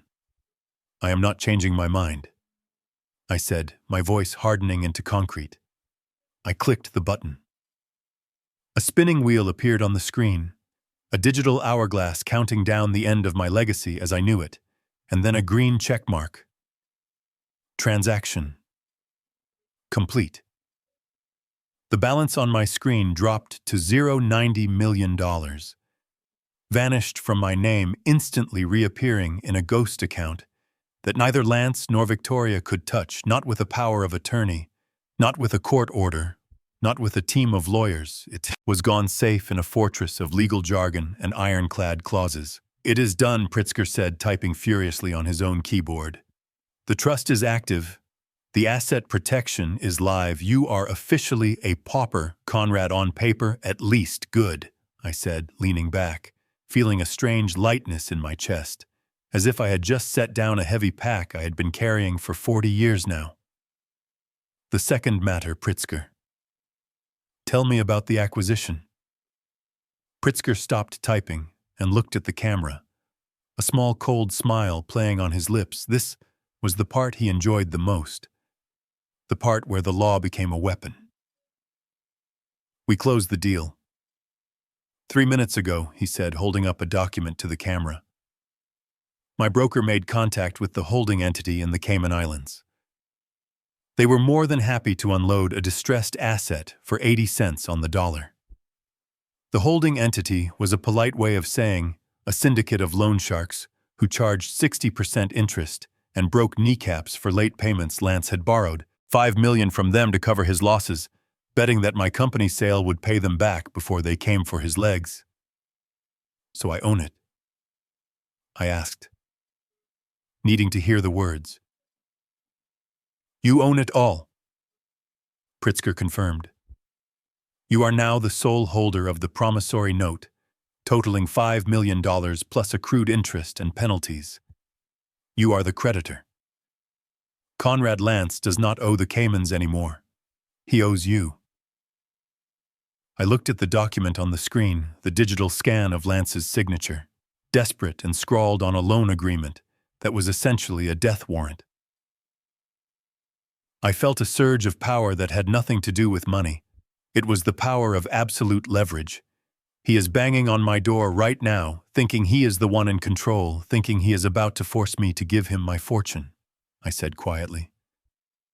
He is banging on the door of his landlord, his banker and his executioner. Pritzker corrected, he just does not know it yet. I reached into the drawer and pulled out a fresh cigar, cutting the tip with a slow, deliberate motion. I didn't light it. I just held it, rolling the tobacco between my fingers, savoring the texture. Send the notification to his phone, Pritzker, I said. Send him the demand for immediate repayment. Make it loud. With pleasure, Pritzker said, his finger hovering over the enter key, executing now. I heard the click of the key through the speakers almost simultaneously. The pounding on the door stopped. Silence descended on the hallway, heavy and sudden. I imagined Lance standing there, his fist raised, his breath coming in ragged gasps as his phone vibrated in his pocket. I imagined him pulling it out, the screen, illuminating his sweaty face in the dark hallway.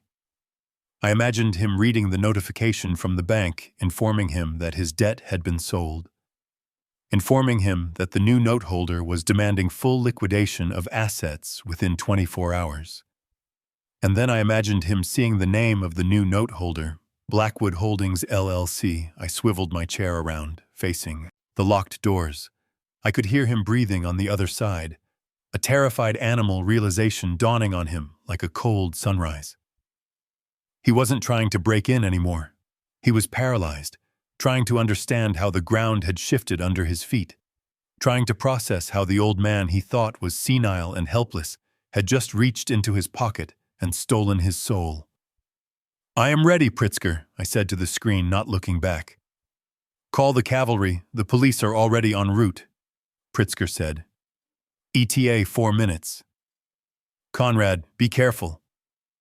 "A cornered rat bites, I know," I said, standing up and walking toward the door. "I know exactly what he is." I reached out and unlocked the deadbolt. The click was loud, echoing like a gunshot in the silent house. I didn't open the door, I just unlocked it, inviting him in, inviting the end. The handle turned slowly, hesitating.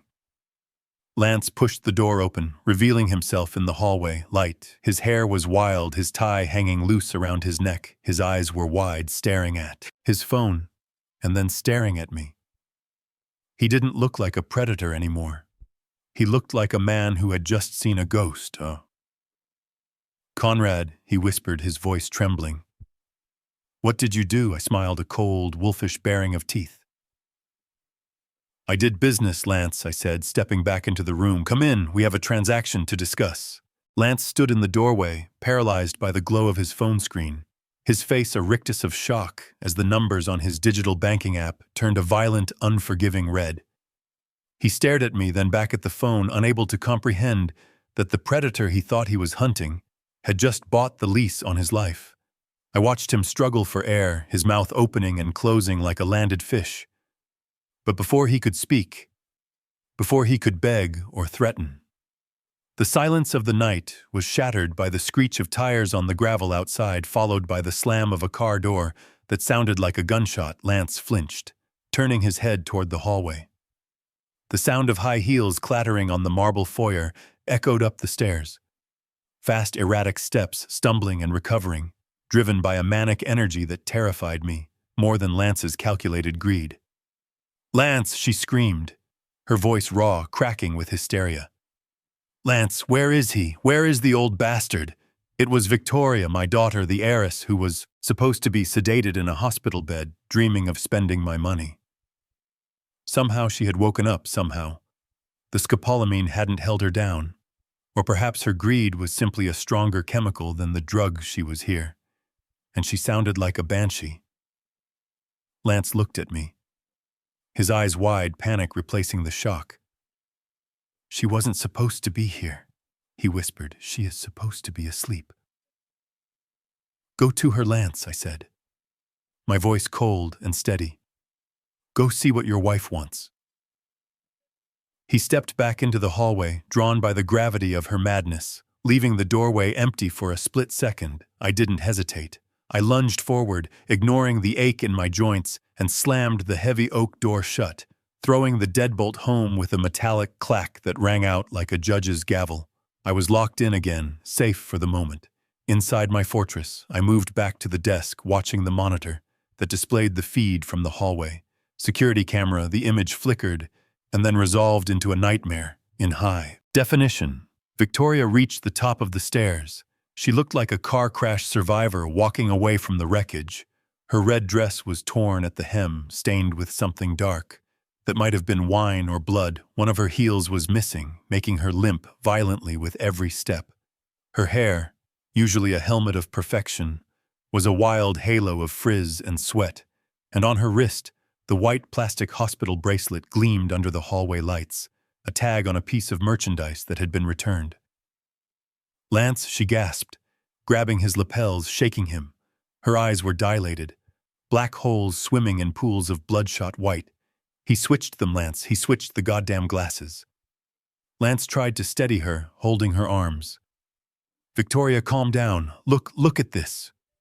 He shoved his phone in her face, showing her the debt notification. Showing her that I owned them, she slapped the phone away, sending it skittering across the floor. "I don't care about debt," she shrieked, her voice vibrating through the thick wood of the door. "I don't care about the loan sharks."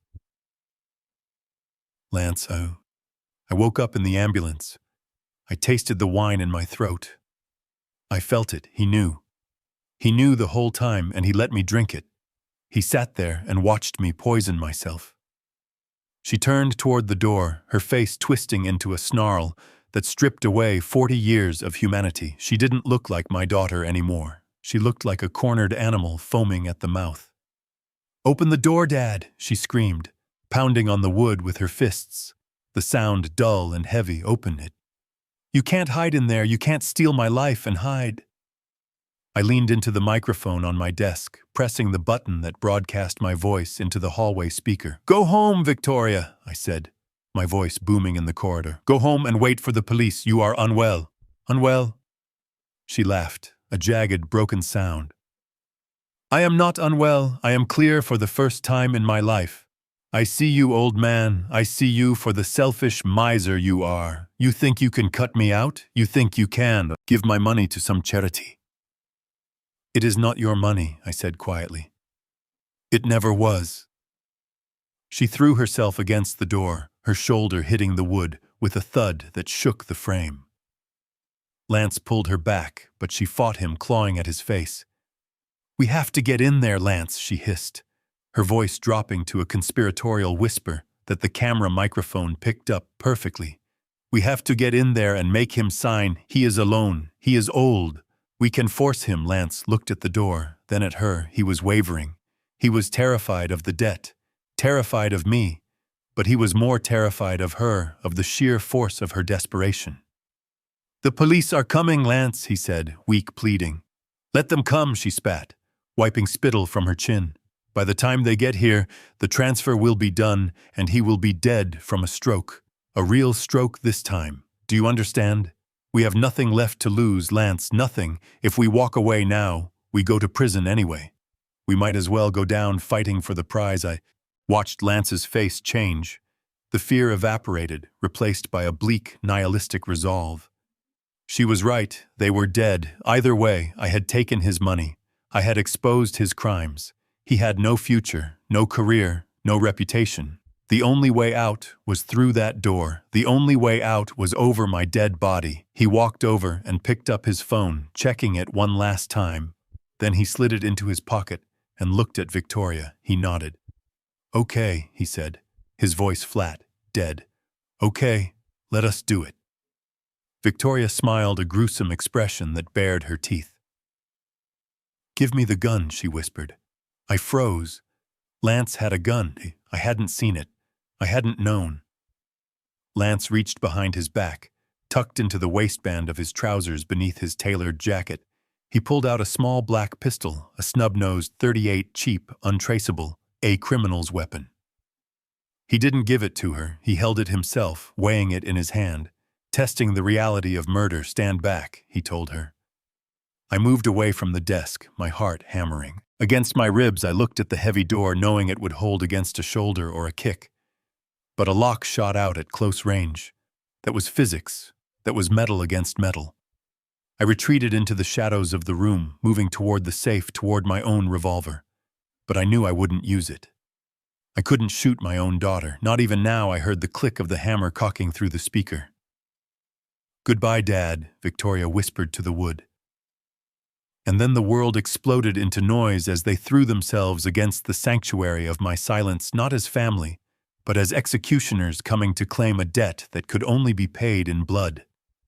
The oak door splintered with a sound like a gunshot, sending shards of wood flying across the study carpet.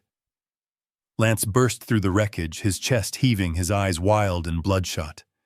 The veneer of the civilized businessman was gone completely, stripped away by panic and greed. In his right hand, the small black pistol shook violently, not from hesitation, but from the sheer adrenaline of a man who has decided that murder is his only exit strategy. Victoria scrambled in behind him, her hair a rat's nest, her face streaked with mascara and sweat. She didn't look at me, she looked at the desk, scanning for the technology that would save her. "Get up," Lance screamed, pointing the gun at my chest. "Get away from the desk, and keep your hands where I can see them." I stood slowly, keeping my movements fluid and non-threatening. I raised my hands to shoulder height, palms open, showing him I was unarmed, showing him I was surrendering to the violence. "This is it, Conrad," he spat, stepping over the debris of the door, kicking a piece of molding aside. "No more games, no more tricks. You are going to sign the transfer right now. Or I swear to God, I will put a bullet in you and tell the police you attacked us in a dementia-fueled rage. Self-defense, they will call it a tragedy, and I will still get the money." I looked at him, and I saw the absolute truth in his eyes. He meant it. He was $5 million. In the hole, facing federal prison, facing the loss of his reputation and his lifestyle. He saw me as the only thing standing between him and oblivion. He didn't see a father-in-law. He didn't see a human being. He saw an obstacle to be removed. Victoria rushed past him, slamming a tablet onto the leather surface of my desk. The screen was already glowing blue, displaying the banking interface for my personal holding account. She had it all queued up, the routing numbers for the offshore shell company, the SWIFT codes, the amount $90 million. "Sign it," she hissed, her voice sounding like grinding glass sign. Dad pressed the button. I looked at the screen. The numbers were stark and bright against the dim light of the study. It was all there, ready to go. All it needed was my biometric authorization and a digital signature. I looked at Victoria, at the madness consuming her. She was willing to watch her husband put a gun in my face. She was willing to become an accessory to murder just to keep her name on the charity gala lists. "You really think this is the way?" I asked, my voice calm, almost conversational amid the hysteria. "Shut up," Lance yelled, stepping closer, the barrel of the gun wavering inches from my nose. "Just sign it, old man. Sign it or die." The threat was naked, brutal, and final. There was no going back from this. There were no apologies that could fix this night. I lowered my hands slowly. "Fine," I said, my voice sounding defeated, tired. "Let us finish this." I sat down in my leather chair, the springs groaning in the silence. I pulled the tablet closer, the blue light illuminating the lines on my face. I could hear Lance's breathing, ragged and shallow. I could smell the metallic scent of the gun oil and the sour reek of his fear. I didn't fake a tremor this time. I didn't play the frail old man. I placed my thumb on the sensor with steady precision. The green light flashed, accepted.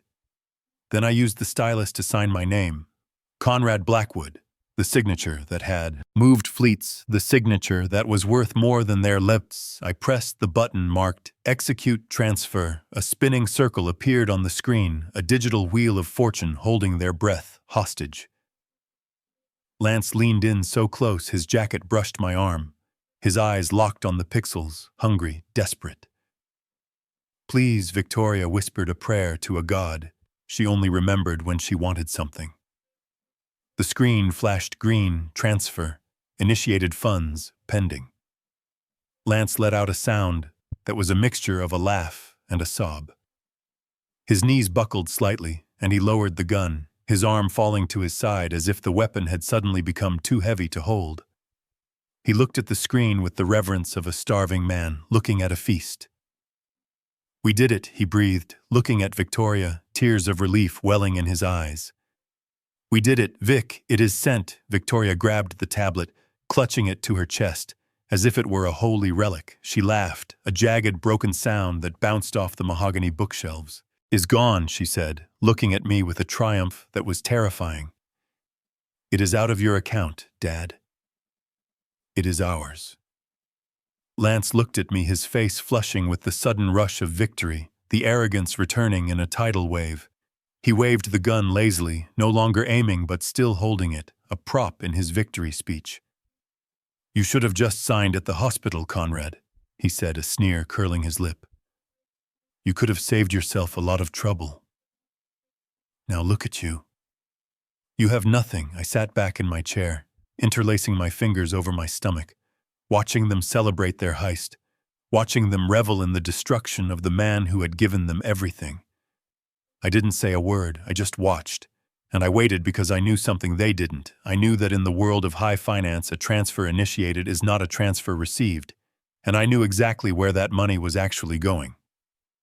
Lance turned to Victoria, grinning like a wolf. "Check the balance, babe, check the Cayman account. Let us see those zeros." She tapped the screen, refreshing the browser, her fingers flying across the glass. I checked my watch, 5 minutes until the police arrived. 5 minutes until the notification came through. Enjoy it, I thought. Looking at their ecstatic faces, enjoy the only 60 seconds of wealth you will ever have because the hangover is going to be fatal. Victoria frowned, tapping the screen again. "It is taking a second," she said. "The network must be slow." It wasn't the network, it was the trap snapping shut. The silence in the study was broken by the cheerful chime of a notification, a generic digital ping that sounded absurdly bright in a room filled with violence and betrayal. Lance looked down at his phone, expecting salvation, expecting the Cayman bankers to tell him his debt was cleared and his life was his own again. But as his eyes scanned the screen, his expression didn't light up.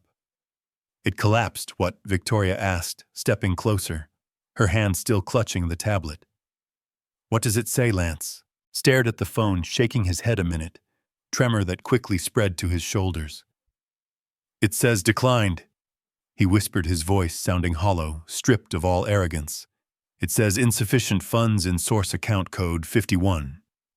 Victoria snatched the phone from him and reading the screen, her eyes darting back and forth as if reading it faster would change the words.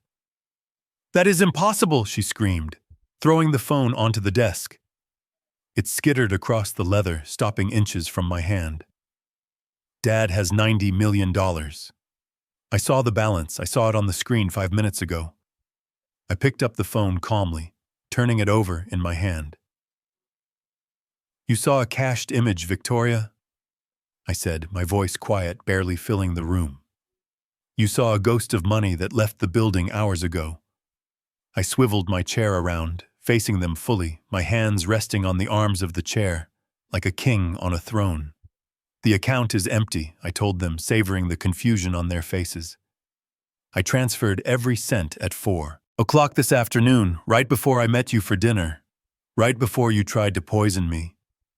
Lance looked at me, his gun hand dropping to his side. "Forgotten, transferred," where he asked, his voice dull, leaden, "to an irrevocable trust," I said. "A fortress, you cannot breach, a vault.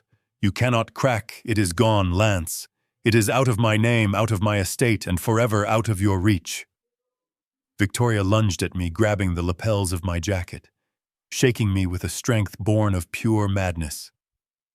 "Change it back," she shrieked, spittle flying from her lips. "Change it back right now, or I swear I will kill you myself." "You can't," I said, pushing her away gently, feeling the fragility of her fury. "It is irrevocable, Victoria. That means even I cannot undo it. The money belongs to the beneficiary now." "Who?" she demanded, backing away, her chest heaving. "Who did you give it to? Some charity, some dog shelter, just to spite me?" I looked at her, really, looked at her, seeing the layers of selfishness that had hardened around her heart, like arterial plaque. "I gave it to family," I said. She laughed, a harsh barking sound. "We are your family, you senile old fool. We are the only family you have." "No," I corrected, standing up, my knees protesting, but my will ironclad. "You are my relatives. There is a difference. Family is the people who don't leave family, is the people who don't poison your wine." I reached into my inside pocket and pulled out a photograph. It was old, worn at the edges, a picture of a baby wrapped in a hospital blanket. "Do you recognize him?" Victoria, I asked, holding the photo up. She squinted at it, confusion warring with impatience. Why would I recognize a baby? Because you gave birth to him, I said, dropping the bomb that had been ticking for 20 years. The color drained from her face faster than blood from a wound. She staggered back, hitting the edge of the bookshelf. No! She whispered the word, a breath of denial. No. That was taken care of. I signed the papers. It was a closed adoption. I was 18. I was a child. I couldn't be a mother. You didn't want to be a mother, I corrected. You wanted to go to Paris for your gap year. You wanted to party in the Hamptons. Without a stroller slowing you down. You threw him away, Victoria, like a used tissue. You signed the surrender papers, and you walked out of that hospital, and you never looked back. You never asked if he was happy. You never asked if he was safe, but I did. I stepped closer to her, invading her space, forcing her to hear the truth. I tracked him down. 3 days later, I couldn't let my grandson disappear into the system. I couldn't let a Blackwood be lost. I adopted him. Victoria, anonymously. I set up a blind trust. I paid for his foster care with a family. I trusted. I paid for his school, his clothes, his braces. I watched him grow up from a distance. And do you know what? I saw a boy who worked hard. I saw a boy who was kind, who helped his foster mother with the groceries, who stood up for kids being bullied. I saw a boy who got a job as a busboy at Le Bernardin to pay for his own law school tuition, because he didn't want a handout. Lance looked between us, his mouth hanging open, putting the pieces together. The waiter, he breathed, the kid who warned you, yes. I said, smiling a genuine smile for the first time that night. Leo. His name is Leo. He is your son, Victoria. And as of 4:15 this afternoon, he is the sole beneficiary of the Blackwood estate. $90 million. Victoria shook her head violently, hands over her ears, refusing to let the reality in. It is a lie, she screamed. It is a sick twist. You are lying. He saved my life tonight, I continued. Ignoring her outburst, he risked his job. He risked his safety to warn a stranger that his drink was spiked. He didn't know who I was. He didn't know I was his grandfather. He just did the right thing. That is character. Victoria, that is nobility, something you and your husband wouldn't recognize if it hit you in the face. Lance looked at the tablet, the green light of the transfer still glowing, mocking him. So the money, he croaked. It is Leo's, I said, every penny. The realization hit them like a physical blow. The money wasn't just gone. It had gone to the ghost of Victoria's past. The sin she thought she had buried deep enough to never haunt her. The son she had abandoned for a life of luxury had just inherited that luxury, leaving her with nothing but debts and crimes. Victoria slid down the bookshelf, collapsing onto the floor. She didn't cry. She just stared at nothing, her mind unable to process the magnitude of the irony. You gave my money to the busboy, she whispered. I gave my money to the only Blackwood, worthy of the name, I said, and now I looked at my watch, seeing the red and blue lights flashing through the gaps in the curtains painting the walls of the study in chaotic bursts of color. Now it is time to pay your tab. The front door downstairs didn't just open. It exploded inward with the force of a battering ram, the sound vibrating through the floorboards of the study like an earthquake. Lance flinched, dropping the tablet, the gun hanging limp in his hand, as the thunder of heavy boots stormed up the staircase, accompanied by the shouting of voices that brokered no argument. Police dropped the weapon. Get on the ground now. The shouting was coming from everywhere. The hallway, the foyer, even the window behind me where a spotlight from a helicopter suddenly bathed the room in blinding white light, cutting through the shadows and exposing us like insects under a microscope. Lance looked at the door, then at the gun, then at me, terror warring with stupidity for control of his limbs. For a second I thought he might raise the weapon. He might try to go out in a blaze of glory that would end with him riddled with holes on my Persian rug. Don't do it, Lance, I said, my voice cutting through the chaos. Don't die for a debt. You can't pay anyway. The fight drained out of him. He let the pistol clatter to the floor, raising his hands in a surrender that came 5 years too late. The tactical team swarmed the room, armored vests and assault rifles filling the space, tackling Lance to the ground, before the gun had even stopped spinning. Zip ties cinched his wrists behind his back with a zip that sounded like a zipper on a body bag. Victoria stood frozen near the bookshelf, her hands raised, her eyes wide and vacant, watching her husband get pressed into the carpet. "I didn't do anything!" she screamed as an officer grabbed her arm. "I didn't hold the gun. I am a victim here. He forced me." I stepped forward, reaching into the breast pocket of my jacket. "Officer," I said. My voice steady, commanding the room, the way I used to command a boardroom. "I have evidence regarding the poisoning attempt earlier this evening." I pulled out a white linen handkerchief. Folded carefully inside was the sodden purple stain of the wine I had pretended to drink. The wine laced with scopolamine I had preserved.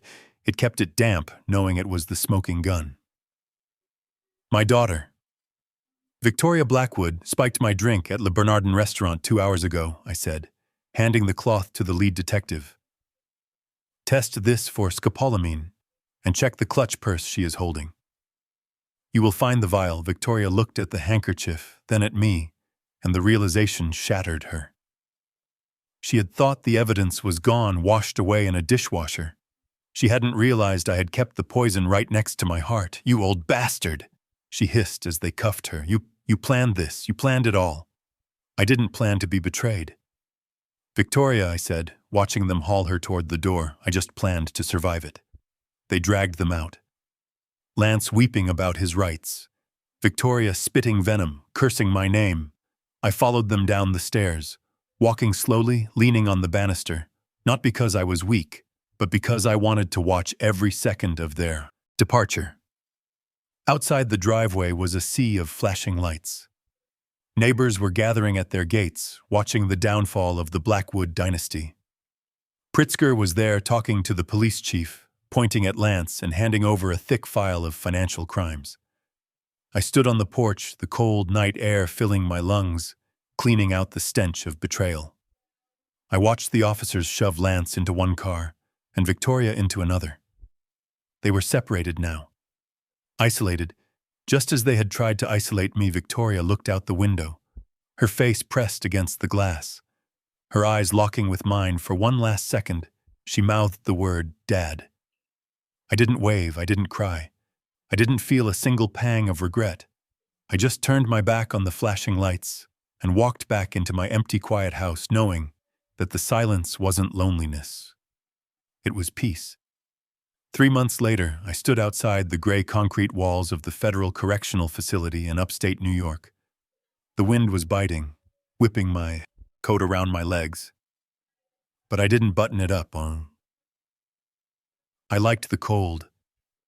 It made me feel alive. I had just spent 20 minutes sitting across from Victoria behind a sheet of plexiglass.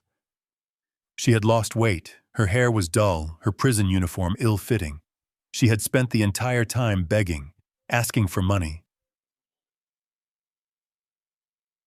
For a better lawyer, asking me to recant my statement. She hadn't asked about Leo, she hadn't asked about me. She was still the same person, just in a smaller cage.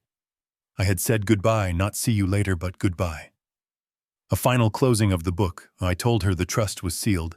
The evidence was irrefutable, and that she needed to get comfortable because she was going to be there for a long time. I walked away from the prison, the heavy metal gate clanging shut behind me, a sound of finality that felt like music.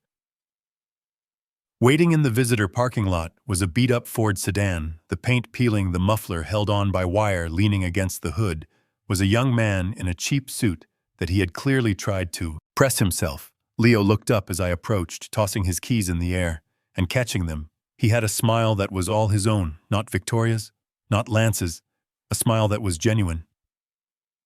"How was it?" he asked, opening the passenger door for me. "It was necessary," I said, sliding into the worn fabric seat. Getting into this car felt better than sliding into the back of a Rolls-Royce. It felt honest. Leo got in the driver's side and started the engine. It coughed and sputtered before roaring to life. So, Grandpa, he said, testing the word, getting used to the weight of it, where to now, the office? I looked at him, at the sharp intelligence in his eyes, the hunger to learn the decency that had saved my life.